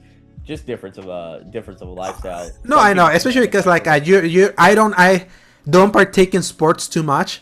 I actually hate them, so like I get bored of them. So it's like a sports. I'm like the NBA finals happen. I'm like, oh, did it happen? Oh, cool. It's like I'm the Squidward. I'm like taking a tan, put the glasses on, and just keep like living my life. It's like that's kind of how I see sports. So I analyze things differently, and I'm also more inherently positive person that just wants everything to be bad. You just see me like bring smoke whenever something is not like it's not like to my liking. But I'm usually tend to like edge more towards the positive. And in this case, they're trying to circle me back. If Shadow of the Erdtree ends up winning, I personally would still want a new game to win. If this wins, it's not because everything around it was just not good. Because like I've mentioned, you can go see the Metacritic like averages about like what sure. I think it's like that everything has just been like really like high quality, like in any way, shape, or form. It's just that's just the substantial quality of this DLC that I'm like now I think even higher of Elden Ring now than I did before. Where before I respected it more than it being like my personal favorite. Where now I think Elden Ring is a top 5 game of all time for me. I still have things that ranked above because I also do like nostalgia and the fact that I also do like narrative. I rank Rebirth higher than Elden Ring personally for me, for like what I like, because that was like such a complete game for me. So it's like but I also understand like what makes this game so like such a warm rotting, I can't stop playing this kind of game. Like, Yeah, like for the fans of Elden Ring. yes, and that's the thing. Like, and it's massive success. Is like, you can absolutely say this is a mainstream success. 25 million is nothing to scoff at. It's like rare for anything to hit that big, especially for something as frankly initially impenetrable as this is. Because I remember it when I started playing Elden Ring back in 2022, around the same time that I was playing Horizon Forbidden West, which I stupidly say, oh yeah, Forbidden West now is gonna have its chance. Zelda's not here. Zelda thankfully is for the next year. Elden Ring, I mean, that's niche. People are gonna like it. Horizon will be fine. Horizon will be the place where the people that don't want to go break their heads is gonna enjoy it, while the people that love their masochism are gonna be there. Oh yeah, what happened? This was even higher than Breath of the Wild. Everyone started looking at it. Poor Horizon was left in the dust when everyone that wouldn't that I would have thought there were gonna be more people in your camp, and I was initially in that camp. When I started playing Elden Ring, I hated it because I started playing it. I walked out. I see the tree sentinel. What's that? He automatically kills me. I'm like, it's gonna be one of these games, isn't it? No direction at all. And I was like, back to Horizon. And that was kind of like my mind. It's like, yeah, it's like, I think there are going to be a lot of people are going to be like me that just don't want to like bother with the, are just going to be bothering with the obscure nature. With obscure nature and his hard impenetrable nature. And then the next day I started playing it again. And I was like, okay, I'm going to ignore this tree sentinel guy. There must be something. I was like, okay, so I was reading that there's like this huge world, and I'm looking, I was like, holy crap, there's a lot of big. Then I hit two of those rest points, like, I have my horse now. Okay. And I start going, and it's like, it just kind of like started that. Then I was like, okay, I need to make advancements in Horizon. And I went to Horizon, and then literally something in my brain was like, there was an interesting looking cave there in Elden Ring. Maybe there's something there. Back to Elden Ring. I bet a lot of people were like that. That there was just something so alluring that I feel that was the cascading effect of how that happened. If Elden Ring had just been like the same old Souls-like experience, I don't think it would have been as big.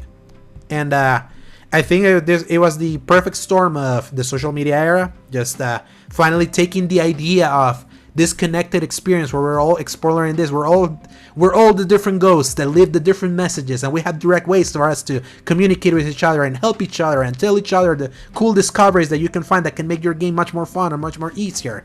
This was the first open world that absolutely took the spirit of Breath of the Wild and put it now in a non-Switch game. Let's put it that way. Like taking like what people love about the most. You already have heard me. I feel Breath of the Wild is wildly overrated. The most overrated thing that exists. I love Tears of the Kingdom though, because there was a game that finally maximizes the thing that I love, the thing about Breath of the Wild, which was its world. Finally, like, because remember, it's like a Breath of the Wild, a lot of people took to that game because the Ubisoft formula, let's question mark everything. We're gonna give you a checklist for your worlds for you to complete the worlds. That just becomes something like a dopamine hit of like, okay, 2 out of 2, 3 out of 2, we're good, let's move on. And it's like it was trivializing exploration for the sake of completionist of a checklist. That Breath of the Wild was like, nah, not about that. It's like, you do your exploration. We're gonna design this world so that when you explore, you could find something that on your own volition that feels like rewarding. And that was like kind of like a lesson that slowly games were starting to take. Like even Ghost of Tsushima, it was like the most Ubisoft style game that kind of took those lessons, I would say, of like, you know what, let's make everything more diegetic to the world, that you're actually finding it in the world, and let's make things like birds and foxes that kind of like guide you into like points of interest in a way that still it feels like you're the one like exploring by paying attention. It's like those were the lessons being put there, and I feel Elden Ring took that lesson like to the stratosphere, being like, oh, someone is finally taking those lessons, making like a bigger game on top of like layering a Dark Souls game on top of that, and makes the social media of it all. And that's why Elden Ring became that. It was a perfect storm of everything kind of come together, building upon a decade's worth of justifying this genre. So that's like, yeah. It's interesting seeing that way. And I also say that like, just because this thing, it's how many people are in the world, Sebastion? Just because just because this thing sold 25 million copies doesn't mean that it's a universally accessible game. It's just that a lot of people really bought this style, like with this one, and they click for that one. So that's why it's like so big. Playing Elden Ring, I was just curious about the game of the year discussion of like, yes, because I think that this is Elden Ring, Elden Ring has that possibility versus, like we've seen previous DLCs of like, for instance, Cyberpunk Phantom Uh-huh. Liberty, which was, a very good DLC. But I'm like, Yes. And I do feel that like if Elden Ring ends up like being more crowned, it would be for the conversations that Phantom Liberty started, because I saw these conversations that were being had about Phantom Liberty around the time, and a lot of people were saying it's like, God damn it, why did Cyberpunk not come out this year? That a lot of people were like that, just kind of like us. This is how substantially good this is. So it's like a lot of things just happen through conversation, and then a lot of changes will be done based on like what's happening like within the industry. It's like we went from an industry that had one and dones, and look how games just perpetually live on now. That the way you launch is not like how what ultimately defines you. Even though a lot of people, the first impression, like you said, sometimes the first impressions are the thing that just remains forever. But it's like, based on how many games that launched so bad or just continue and are probably even bigger than they were, it's like I feel that's not as common a sentiment as one would think as it used to be. Whereas like you better make that first impression good or you're out of here. So it's like a lot of like that's the beauty about gaming, and the things that I love about having this discussion is that it technically is still a young medium. Especially if you compare it to film. When did film start? Like in the early 1920s. And look like how much how much has it evolved over almost 100 years. And we're only like gaming technically officially started like in the early 80s, so we're like 40 years in. That's still relatively young, and still things are still like changing. So these are worthy conversations to have, and not just having to be rigid about the way it used to be versus how, kind of like what we were talking about like where the movie industry is, where I tell you that it's technically like not in a healthy spot because of the things that are being greenlit and the things that are being like rewarded and the things that matter. And you're making the argument about a lot of these things are existing in streaming services, and a lot of that has been like because the market has been like evolving in a way. So it's like and in evolving markets, I feel the way we judge these things have also had to adapt to the times instead of trying to be rigid about things. And I think we've seen slow evolutions, like ongoing game awards and things like that I feel like, depending on like the continued growth of this recent DLC, and on top of like the conversations Phantom Liberty started last year, we may see more like a DLC that is substantially good. As like it would be worth rewarding if we as a collective feel the content itself was just so remarkably good. Because it's not about just me saying every DLC should be like rewarded. Like for example, earlier this month, the Alan Wake 2 DLC that got Shadow Drop after the Summer Game Fest came out. Excellent 2.5 hours. That wouldn't be anywhere close to like a Game of the Year. So that the Alan Wake 2 DLC. Gotcha. Night Springs. And there's another DLC pack. It's like, that was such a fun DLC. Dawn Trail for Final Fantasy XIV, and their next expansion launches for early access today when we're recording. And it's like, I know a lot of people have been like, they champion those expansions like you have no idea. A lot of people have made the case that those expansions are like Final Fantasy games, like complete Final Fantasy games within, like every time that they come out.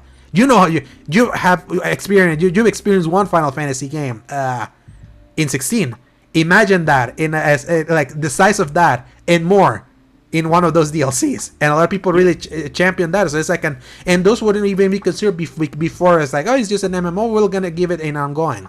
And I feel like Cyberpunk is the one that I was like, maybe we should rethink about like our stance on this. You know who would be pissed about all this? Like if like legitimately would have like a real like, they would have a real mad case about all this if Elden Ring 1 DLC is Xenoblade fans. Yes, because the DLC was like so substantially good last year. Yeah. And I feel that was also kind of like people like taking stock of like, wait, damn, that was really good. Holy crap, Cyberpunk, look how amazing this is.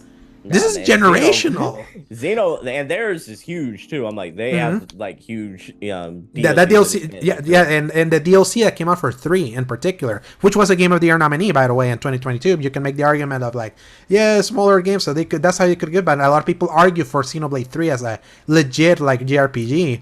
The future complete or whatever that DLC happened last year was like so praised, and even a lot of people were like, man, if Final Fantasy 16's action focus was not of your liking, if you want JRPG goodness, go play that DLC. Is as meaty, if not more. Yeah. So I would say I have to like credit Cyberpunk though for starting those conversations. More like this is big. This is like so big, and I feel like those conversations will continue. That's like 2 pillars of like, should we I feel a lot of people are gonna be like asking that question this year of the should we. But I don't feel personally it speaks bad on the games that should be in the running for this year. That's just how substantially good this DLC was. I just wanna, and I feel I'm gonna review it for season gaming because I'm the only one that beat it. I asked my Ains, my EIC, being like, "Hey, so I finished it. Do you want me to review it?" I'm waiting to hear from him to see to see if I do it. At least where we can have that there. So yeah, that was the talk for Elden Ring: Shadow of the Erdtree. And what I love about going down this like, this is why I love chatting with you, Sebastion, because I feel like we get these good conversations in chat that get lost in the mountains of text. Mm-hmm. Because and tones and everything. And tones like when I say that you have a tilt against Nintendo, I do it in jest. I don't say it as an like I talk like this. So, yeah, for sure. So think about like when like how I talk when I'm doing those mountains of text. But that's the thing. Don't tell me to elaborate in text because I'm like this hand's got fingers. I would I want to ask you. I want to play a game with you since we have a light news week. You down for something new? Yes. Okay, so all right, so Alejandro, I want to play a game. I want to ask which upcoming game are you more excited for, and then I also want to get your take. I'm gonna give you two options, and then you can give me which one you're most excited for, and which one you have the most faith will be the better game. Okay, give it to me. I'm down for these games because I want freshness here and there. All right. Oh yeah. I was like, was your dog kind of like barking? No, it's like like I have a smart home, and it sounded like my smart home system was saying something. Like, what is that going on? Yes, makes sense. Yes. All right, let's play this game. Since it's like since it's gonna be just quick headlines. So go for it. Sure. Let's do it. Which one is going to be the better game, and which one you're more excited for? Okay. That would be Indiana Jones: The Great Circle or Star Wars Outlaws. Which one's going to be the better game, and which one are you most excited for? I feel, based on the pedigree, I feel Indiana Jones could be the better game. Oh. I'm a Star Wars guy, so I'm more excited for Outlaws. Okay. Because Outlaws is the dream open world Star Wars game that we got a scratch of it with Jedi Survivor, but still not like what we getting here. That is like the space flying that makes Starfield look bad now because it's like technically still doing loading, but the beauty of not just staring at a loading screen of them like making you immerse as you're going through it, like what a big difference that makes, right? Like it's like even though like a lot of people devs were saying it's like it's still the same thing. It's just that one makes it look much more immersive. The other one just like slaps a loading screen in front of you, breaking your immersion. So it's like I feel like because it's Ubisoft, I'm still like in the yes, Ubisoft got a win with Prince of Persia this year. That's still one of my favorite games that I played this year, and I hope that it gets like more recognition because it was an excellent Metroidvania. Especially I played Kinzura, and I'm like, man, Prince of Persia was better, and these two were like similar. Even though there's many million Metroidvanias, but I'm like, Ubisoft is still in the show me your back, show me that you got the goods. I enjoy your Avatar game. You want to see them build momentum. Yes, I want to keep them building momentum, and to me, Machine Games has not missed. Because their last game was Wolfenstein 2: The New Colossus. That was an excellent shooter. So I'm kind of coming on that pedigree. Maybe Indiana Jones will go worse. Who knows? But I'm still in the. You haven't let me down yet. So okay. And there's my parrot. Hopefully you're not listening to him. It's all good. It's all good. So next question. All right. So the next one, it's a little harder. It is Mario and Luigi battle. Was it Brothership? Yeah, Brothership. Yeah, coming. Or Astrobot. Which one's going to be the better game, and which one are you most excited for? Actually, I would say both for Astrobot. I feel Astrobot will be the better game, and I'm most excited for Astrobot specifically for my.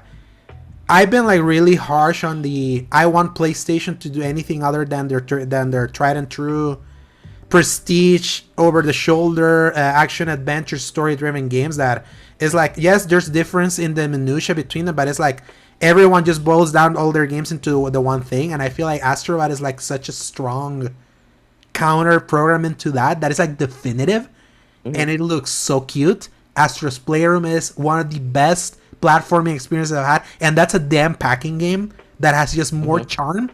and more inventiveness packed into its 4 to 5 hours than freaking Super Mario Odyssey on the Switch, which I like, but it's my least favorite 3D Mario game.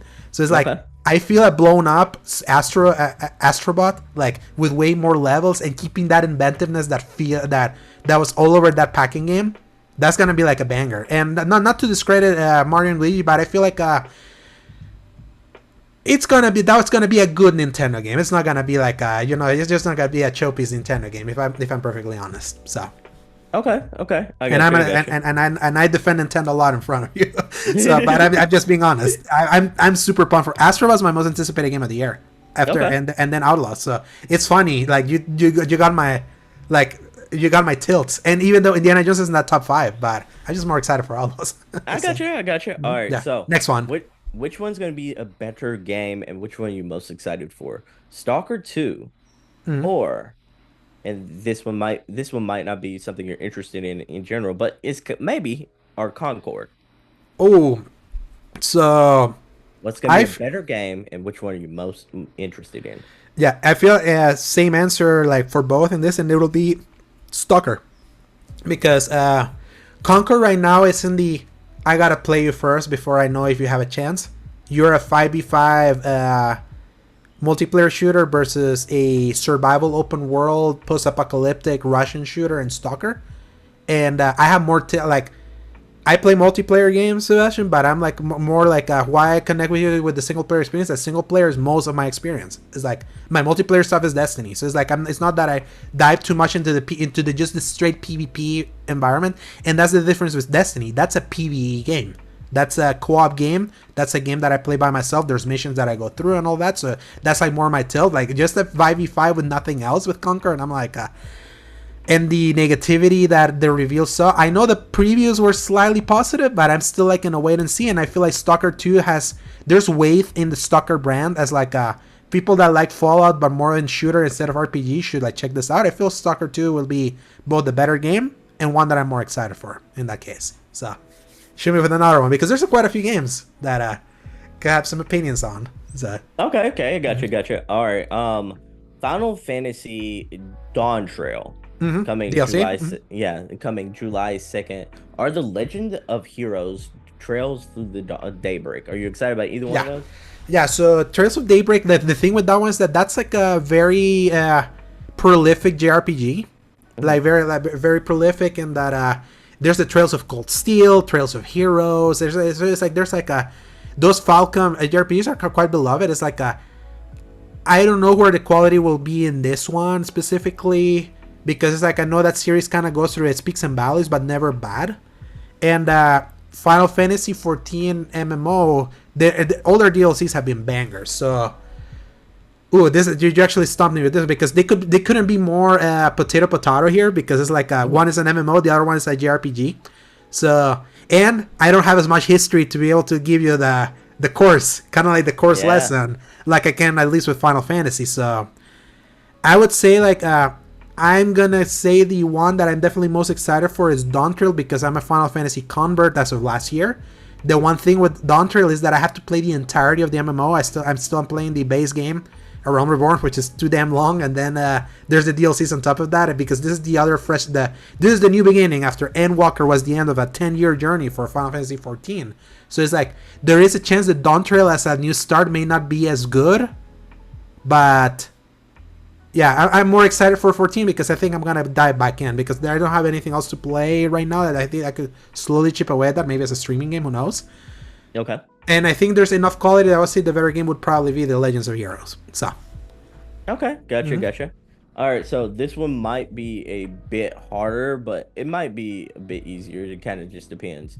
Yeah. All right, we talked about Stalker 2, so I wanted to go with another game that's kind of in that, I guess you could say, horror tilt. Maybe it's in that horror kind of genre. But so Silent Hill 2, or Life is Strange Double Exposure. Which are you most excited about, and which one's gonna be a better game? I would say we're back to one that I think I have the same answer in both, and I would say it's Life is Strange.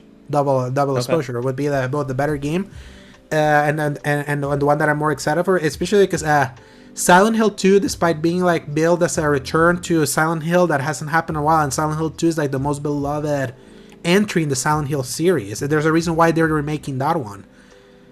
It's being done by Bloober Team, the Layers of Fears people, the Medium people. Their track record, not so good. So it's like, until I got to see the 30-minute Unbroken gameplay, I finally got a sense of maybe this will not be bad.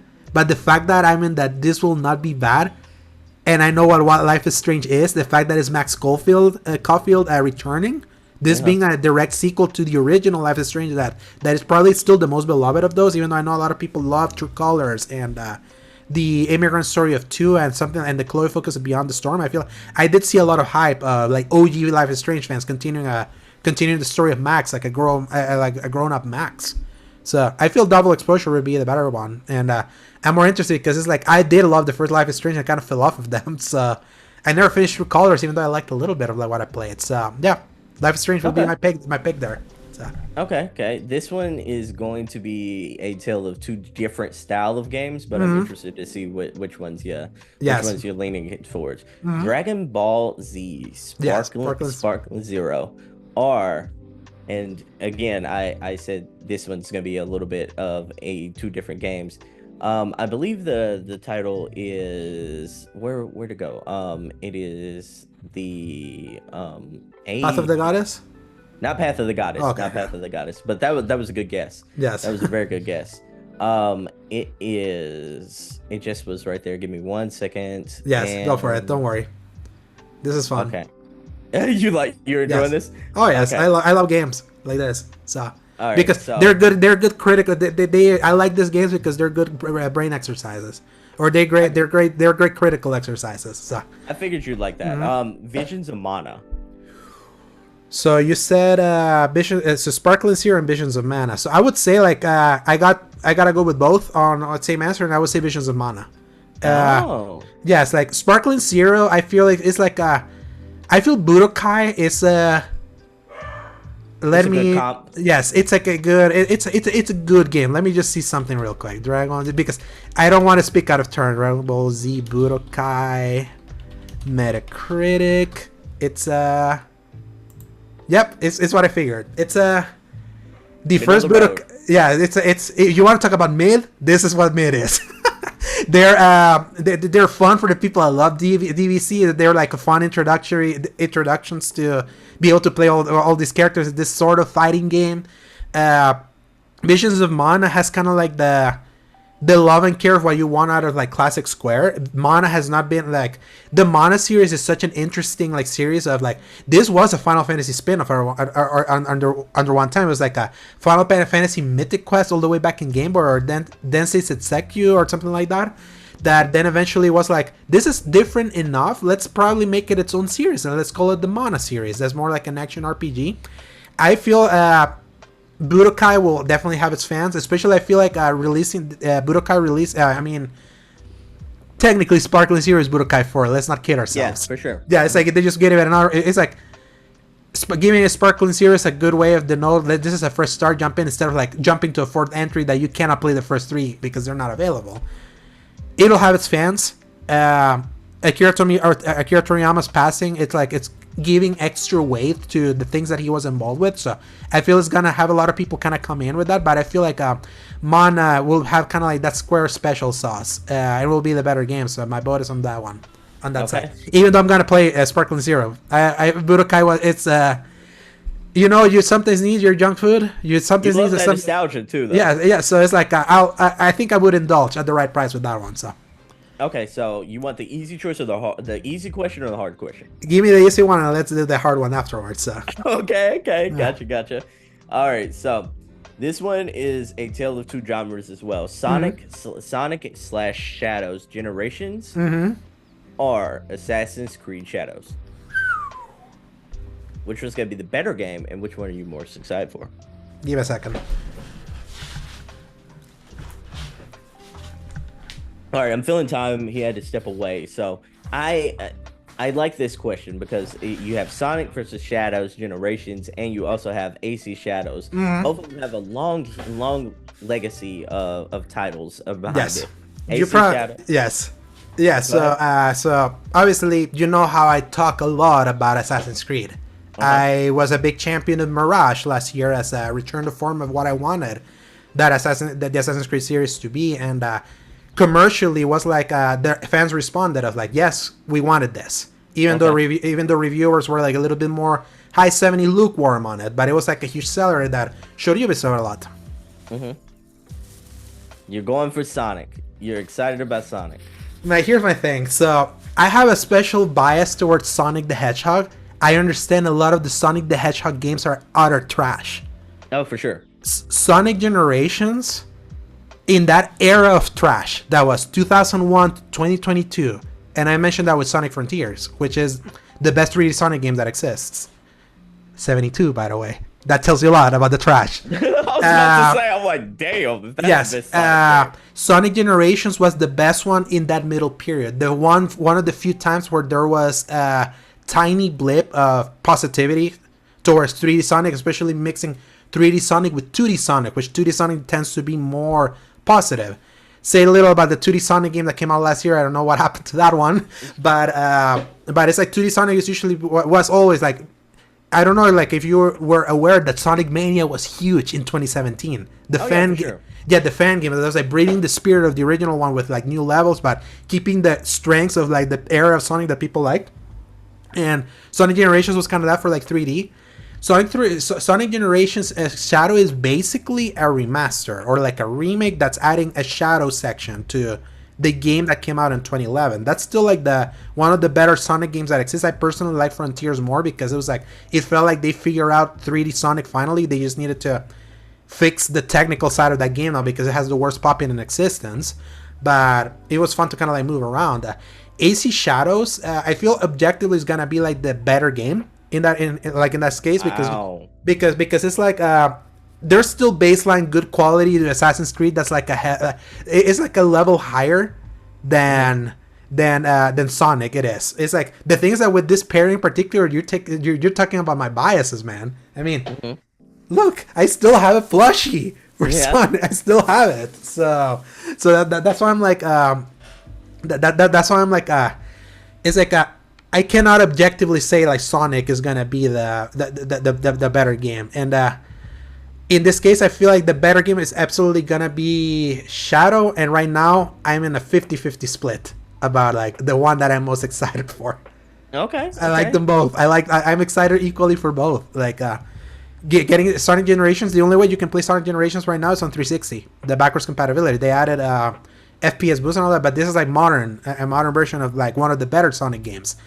And AC Shadow, I feel the stealth part of that game is gonna be really good with whatever that chick is called, Niobe or whatever the thing she was called. Nowie? Naui, yeah. Nowie. The stealth section of that game is basically the Splinter Cell game I haven't gotten in years. Okay. A game that's like you have to like play to the shadows. Like if you look at the demo that the UB4 put when they show her in, it's like you see a lot of it's like putting out lights, staying in shadows, like grabbing people, hiding them, all that. That was Splinter Cell, and Splinter Cell has been gone since 2013. So it's like I'm very excited for that side of her. Not excited as much. I'm not as excited as the for the Yasuke part of things because that's more combat, and I'm more when I'm playing Assassin's Creed, I'm more about like the silent kills. I'm not about like the combat. So, Okay. I get what you mean.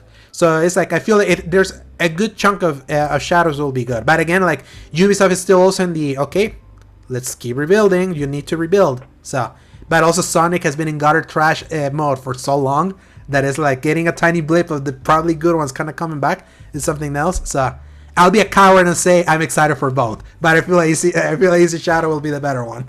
And that was supposed to be the easy question, right? Yeah, yeah. So I now want to hear what the hard one was. But Okay. like should. Okay, all right. The Legend of Zelda: Echoes of Wisdom, Hmm. or Metaphor ReFantazio. Which one's going to be the better game, and which one are you most excited for? You will be very surprised. I'm gonna say this. Both for Metaphor. It was both for Metaphor for me too. Yes. Yeah. Yes. Because here's my thing: is like, I love Zelda. I absolutely love Zelda. My tilt is 3D Zelda. So I know a lot of people is top-down Zelda is their beloved. Like there's a lot of people that absolutely adore a Link Between Worlds on the 3DS. People love Link's Awakening in 2019. A Link to the Past is a lot of people's top Zelda game. My Zeldas are like the Zelda that made me a Zelda fan was 3D. So I would be more excited for the Zelda if it was 3D. And with Metaphor is like I love the idea that the Persona team is not doing a Persona game. And and it's like it looks something fresh. It looks something more exciting, and I feel they're also like in a bit of a hot streak that I feel they both are gonna review equally well. I feel there's always like when it comes to like Nintendo's big franchises, they tend to review pretty well, except some spin-offs. Like for example, the Mario and Donkey Kong thing that was always like a middle tier thing. I don't know why you picked it for your. I know it's like when you picked it, I was like, I kind of knew that it was gonna be there. That it was gonna screw you early on. I just had that thought. I was just like, man, they always give Nintendo games like pretty well good scores. I'm like, Yes. The game could be mid as hell. They're going to give a Nintendo game like a little bit of a bump. That's the thing. Like if you look at the granular like everything they put out, because they put a lot of spin-offs about like you see there's like million Mario games. So it's like they put out like if you look at the Metacritic scores, it's like unless it's a 2D Mario game or a 3D Mario game, not a guarantee. Yeah, not a guarantee. So that's why like and technically top-down Zelda reviews really well. The thing is that Team Persona has been gone since 2020 because of Persona 5 Royal. They were not the team that made Reloaded. This is specifically the team that made Persona 5 and Persona 5 Royal, doing like a newer game that's like more fantasy related. It's mixing more action, and do you get to see the showcase for that? Yeah, for sure. I think I saw it with you, didn't I? Yeah, we saw the reveal. Yeah. The game that revealed the showcase from last year revealed the game. Yeah. They did like a direct style, not Xbox. This was Sega. They did a direct style presentation from Metaphor where they're doing this thing where they're mixing action with the turn base, which is like when you're kind of going in the dungeons. If you strike at a rank and file enemy that's like beneath your level, that automatically kills you. But if it's like a higher level, it's like you do like a combo move that then puts you like in the turn-based style of Persona thing. That I feel is such a great way to like mirror something that's active with like the strategy of turn-based that a lot of people love from Persona 5 and Persona 5 Royal. So I know that one's like topping a lot of people's like interest for this year. So I feel like Metaphor has a chance, especially just based on how much a lot of people love Persona 5. That it can be like a breakout. So. I'm excited for it, and I'm also excited for it because it's like it'll be a little bit of a time like in between when I felt like I played another game that was very similar. You know, like it'll be a little bit of a break from that. But, yes, that's the beauty. Like this has been an excellent JRPG year. A lot of them were front loaded. Yeah. The back half of JRPG is this and Dragon Quest, which I don't know if it's gonna be part of the list, but is there another one? Is there another question? There's one last one. All right. I got before you. All right, which one's gonna be the better game? I wanted to do like a kind of middle of the road thing. Two games that I don't think you're super excited for because I wanted to see you struggle a little bit. Yes. Flintlock Siege of Dawn and Wukong. What? Okay, so Black Myth Wukong, I feel like has all the hype going for it right now, especially with how it's been like shaping up and all that. And I feel it's definitely gonna be the one that may review higher unless it's behind the scenes troubles that IGN keep reporting, kind of like creates a tilt for people to want to be more data, because that tends to happen sometimes inherently. I feel like oh, I'm sorry to interrupt. I was gonna say I feel like Xbox has this belief in Flintlock because they keep showing it, you know. Yes, and that's kind of like where I was going. That is like the fact that they have been showing Flintlock so much that they revealed it again, and now it's coming out on Game Pass literally in 2 weeks from now. Yeah. That I'm like, I feel like Black Myth Wukong. I had heard it was like a Souls-like. Apparently, it's more action. It's more action than Souls, so that tilts me more. I'm more interested in Flintlock personally, both on the fact that it feels more like piratey, or like it like aesthetically, it's not looking like something that I played recently. Yeah, and sure. I want something that's even though they said that's like a Souls-like, the thing that I love about Souls-like or Souls-light is that the light is like, you know what the inspirations are, but they're not gonna be like brutally difficult.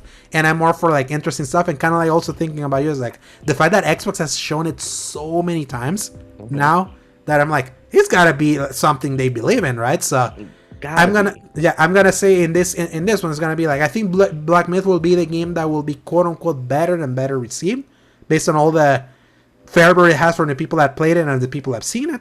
I'm more excited for Flintlock for the counter programming of it all.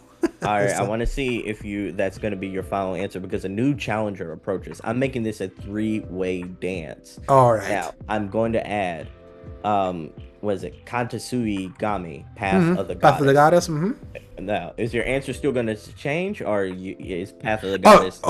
Between those three? Between those three, yeah.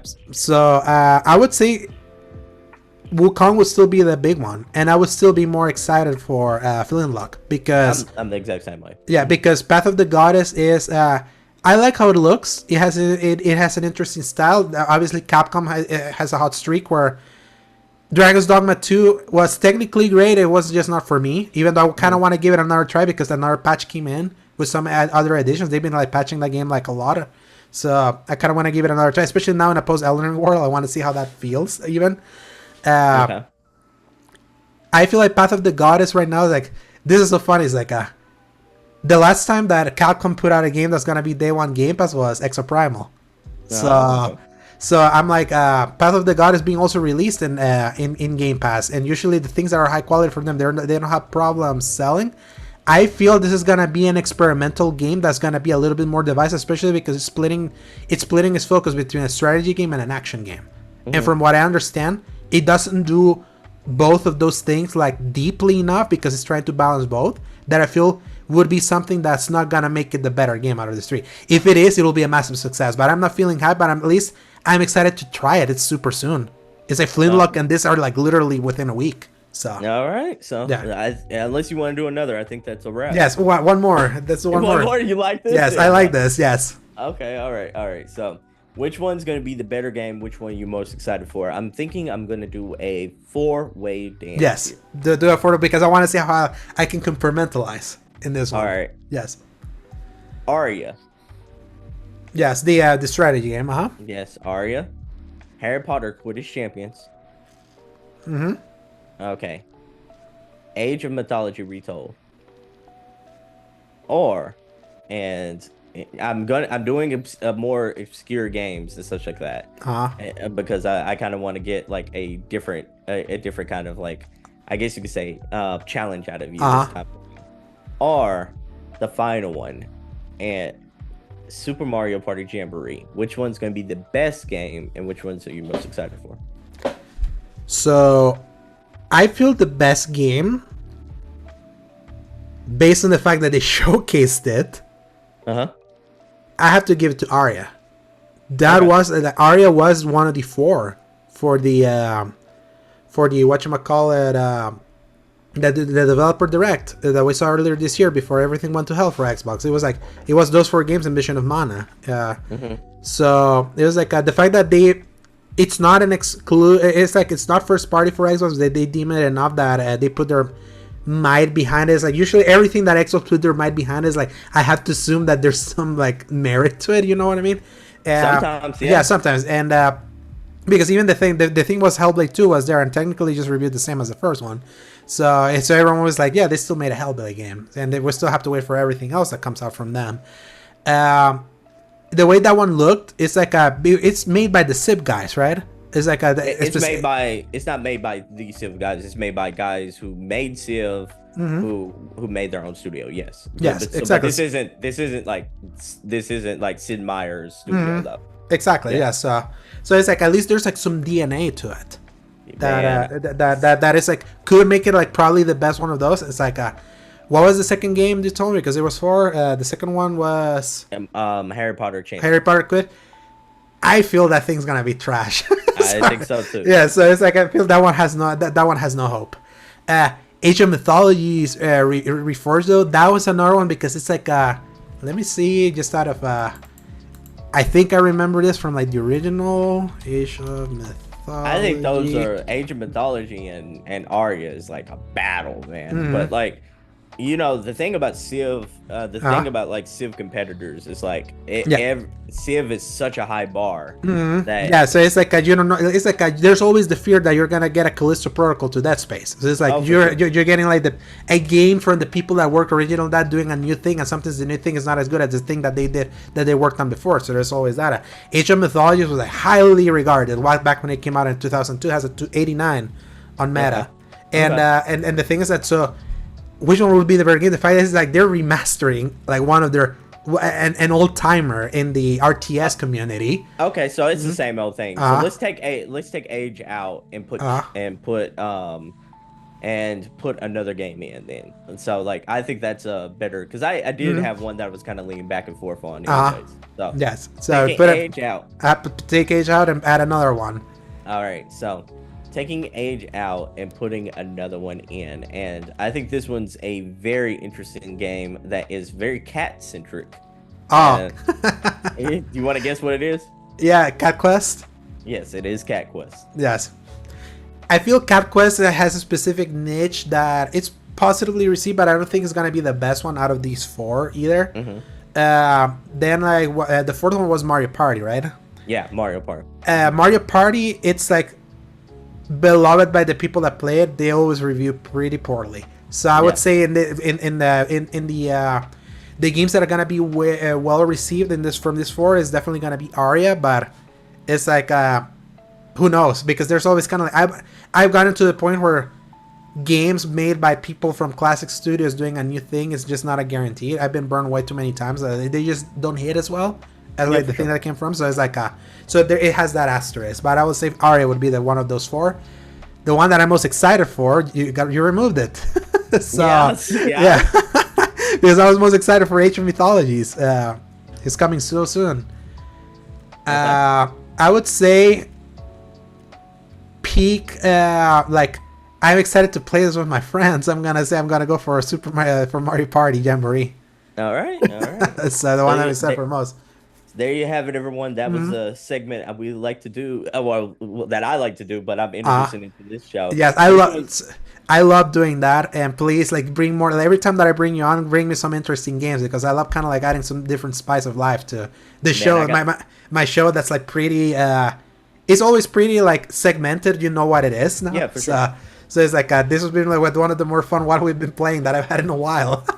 Meaty ones. So because actually it was like a light news week. It's just gonna be news headlines. So kind of like just reading the hell and are pretty self-explanatory. So basically, go through them all, man. Yes, Elden Ring Shadow of the Erdtree DLC has sold 5 million copies. Obviously, the thing has only been out like for a week, so it's already like one of the best-selling DLCs already.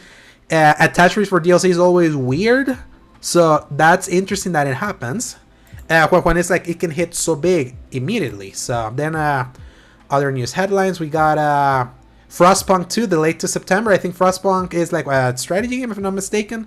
So that's I think it was supposed to come out soon and now it's out in September. Then we get if you remember Star Wars Bounty Hunter all the way back in PS2, GameCube, it's like you're getting an enhanced edition on that hits consoles and PC this August. It's being made by Aspire Media, which Aspire recently released the disastrous Battlefront Classics collection from earlier this March, so buyer beware there. Because Sebastion loves these. Dead Rising Deluxe Remaster announced with teaser trailers. So once more with feeling, we're getting another remastered in a sea of remasters. So it's like a Capcom, even though I think this was already, the original version of this game was already available like in modern hardware, like as it was the 2006 version. Now they're doing an actual like visual remaster on the RE engine of the first game. So Dead Rising, right? Yeah, Dead Rising, the original one. So okay, so it's just the original. It's not the whole like collection, is it? No, just the original one. So, so that's coming out, and there's something about Doctor Disrespect that we're not gonna read. I don't want to go down that. I don't want to go down that road. There's also the Epic Mickey Disney Epic Mickey Rebrush, the remake of the Epic Mickey game that came out on the painting one that came out in 2010. This is one of those kinds of remaster that I'm perfectly fine of existing, because it's like this is absolutely reworking a game that was about the Wii. Yeah, in modern hardware. And it's been 14 years since it came out, so there's been like a pretty good distance. It has not been available since then, and they're doing like an entirely visual and mechanical remake for that. So then another staying on the remake train, multiple Assassin's Creed remakes are on the way, says Ubisoft CEO. So it's not just gonna be Assassin's Creed Hex or the game that's gonna be set on the Roman witch trials or the Japanese one we're getting this year. They're gonna be working on more of them. More of those Assassin's Creed games is like remaking some of the old ones. And there was already a rumor that they're remaking Black Flag, the 2013 pirate game that's so beloved from that franchise. And I wonder if they're gonna remake the original one that's only available on Xbox and PC. This one I'm a little bit more.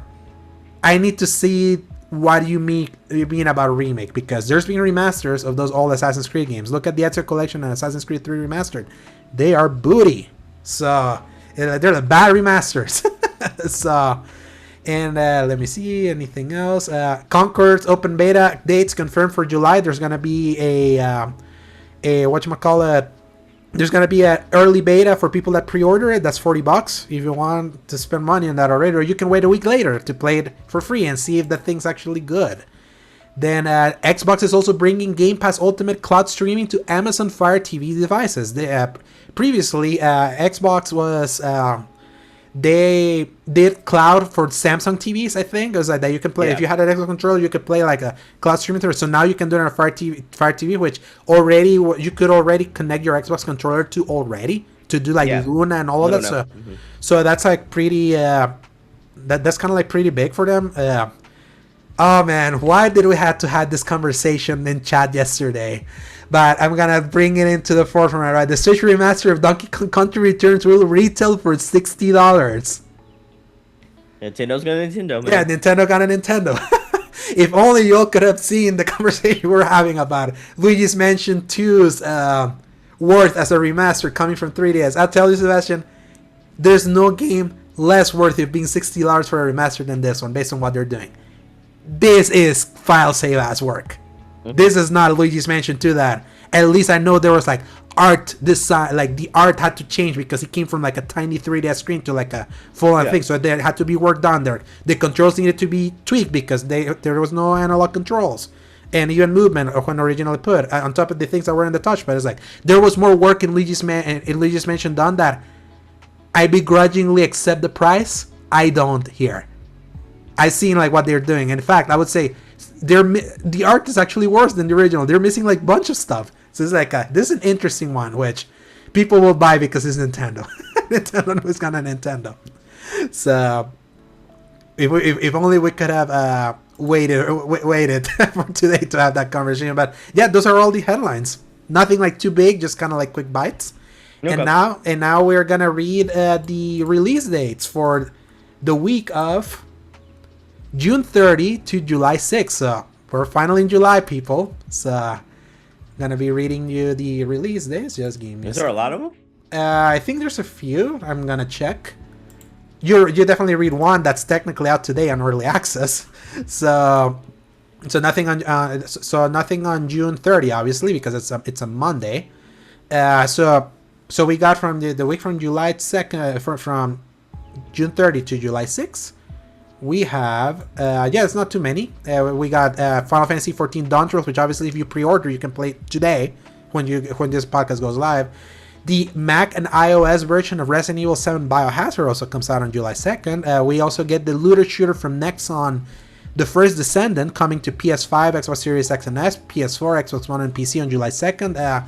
Steve Esposito from Season Gaming, the guy that helps me try to get codes over whenever we successfully get codes over Season Game, he was able to preview this game. He was a little mixed on it, but it's going to be free to play, so you can get to try it on July 2nd if you want.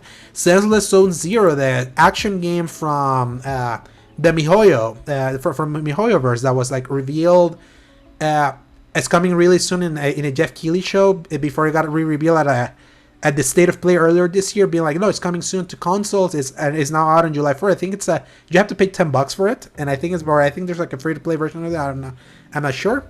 And now I understand what you asked me about this one. The Legend of Heroes Trails for Daybreak. That's out on July 5th. Also this coming week. So okay. I would say I will try as a looter shooter aficionado as myself. I will definitely give a try to First Descendant. Apparently, it's like it looks really pretty, but mechanically is a little sus. I definitely want to see for myself, and I want to hear about Central Zone Zero because it's like I'm always interested to hear what this MiHoYoverse thing they do. They do the Tower of something. They do Honkai Star Rail. They do Genshin Impact. They always do a bunch of those. So I want to see where this lands in that spectrum. But the thing is that I'm gonna be playing Luigi's Mansion. I didn't talk about it today because I was still playing the DLC. So, but yeah, that's pretty much it for this week's episode. A pretty meaty one about like a lot of conversation I love having with you, Sebastion, when we're able to. And right now I hope I can get you in more often, especially how's your July looking, because I don't know, Paul is still out. Don't want to put you in the spot, but if it's looking good, I would love to have you more, and you could bring more games. For sure, so, connect with me. Yes. So, where can people find you, Sebastion? Man, check me out on all platforms. Just look up Single Player Experience, and we're the #1 thing that pops up. So like, hit me up on that, and be on the lookout. We got a lot of cool guests coming for our new revamp of the show, which is dropping really soon. So be on the lookout for that. And thank y'all so much for having me.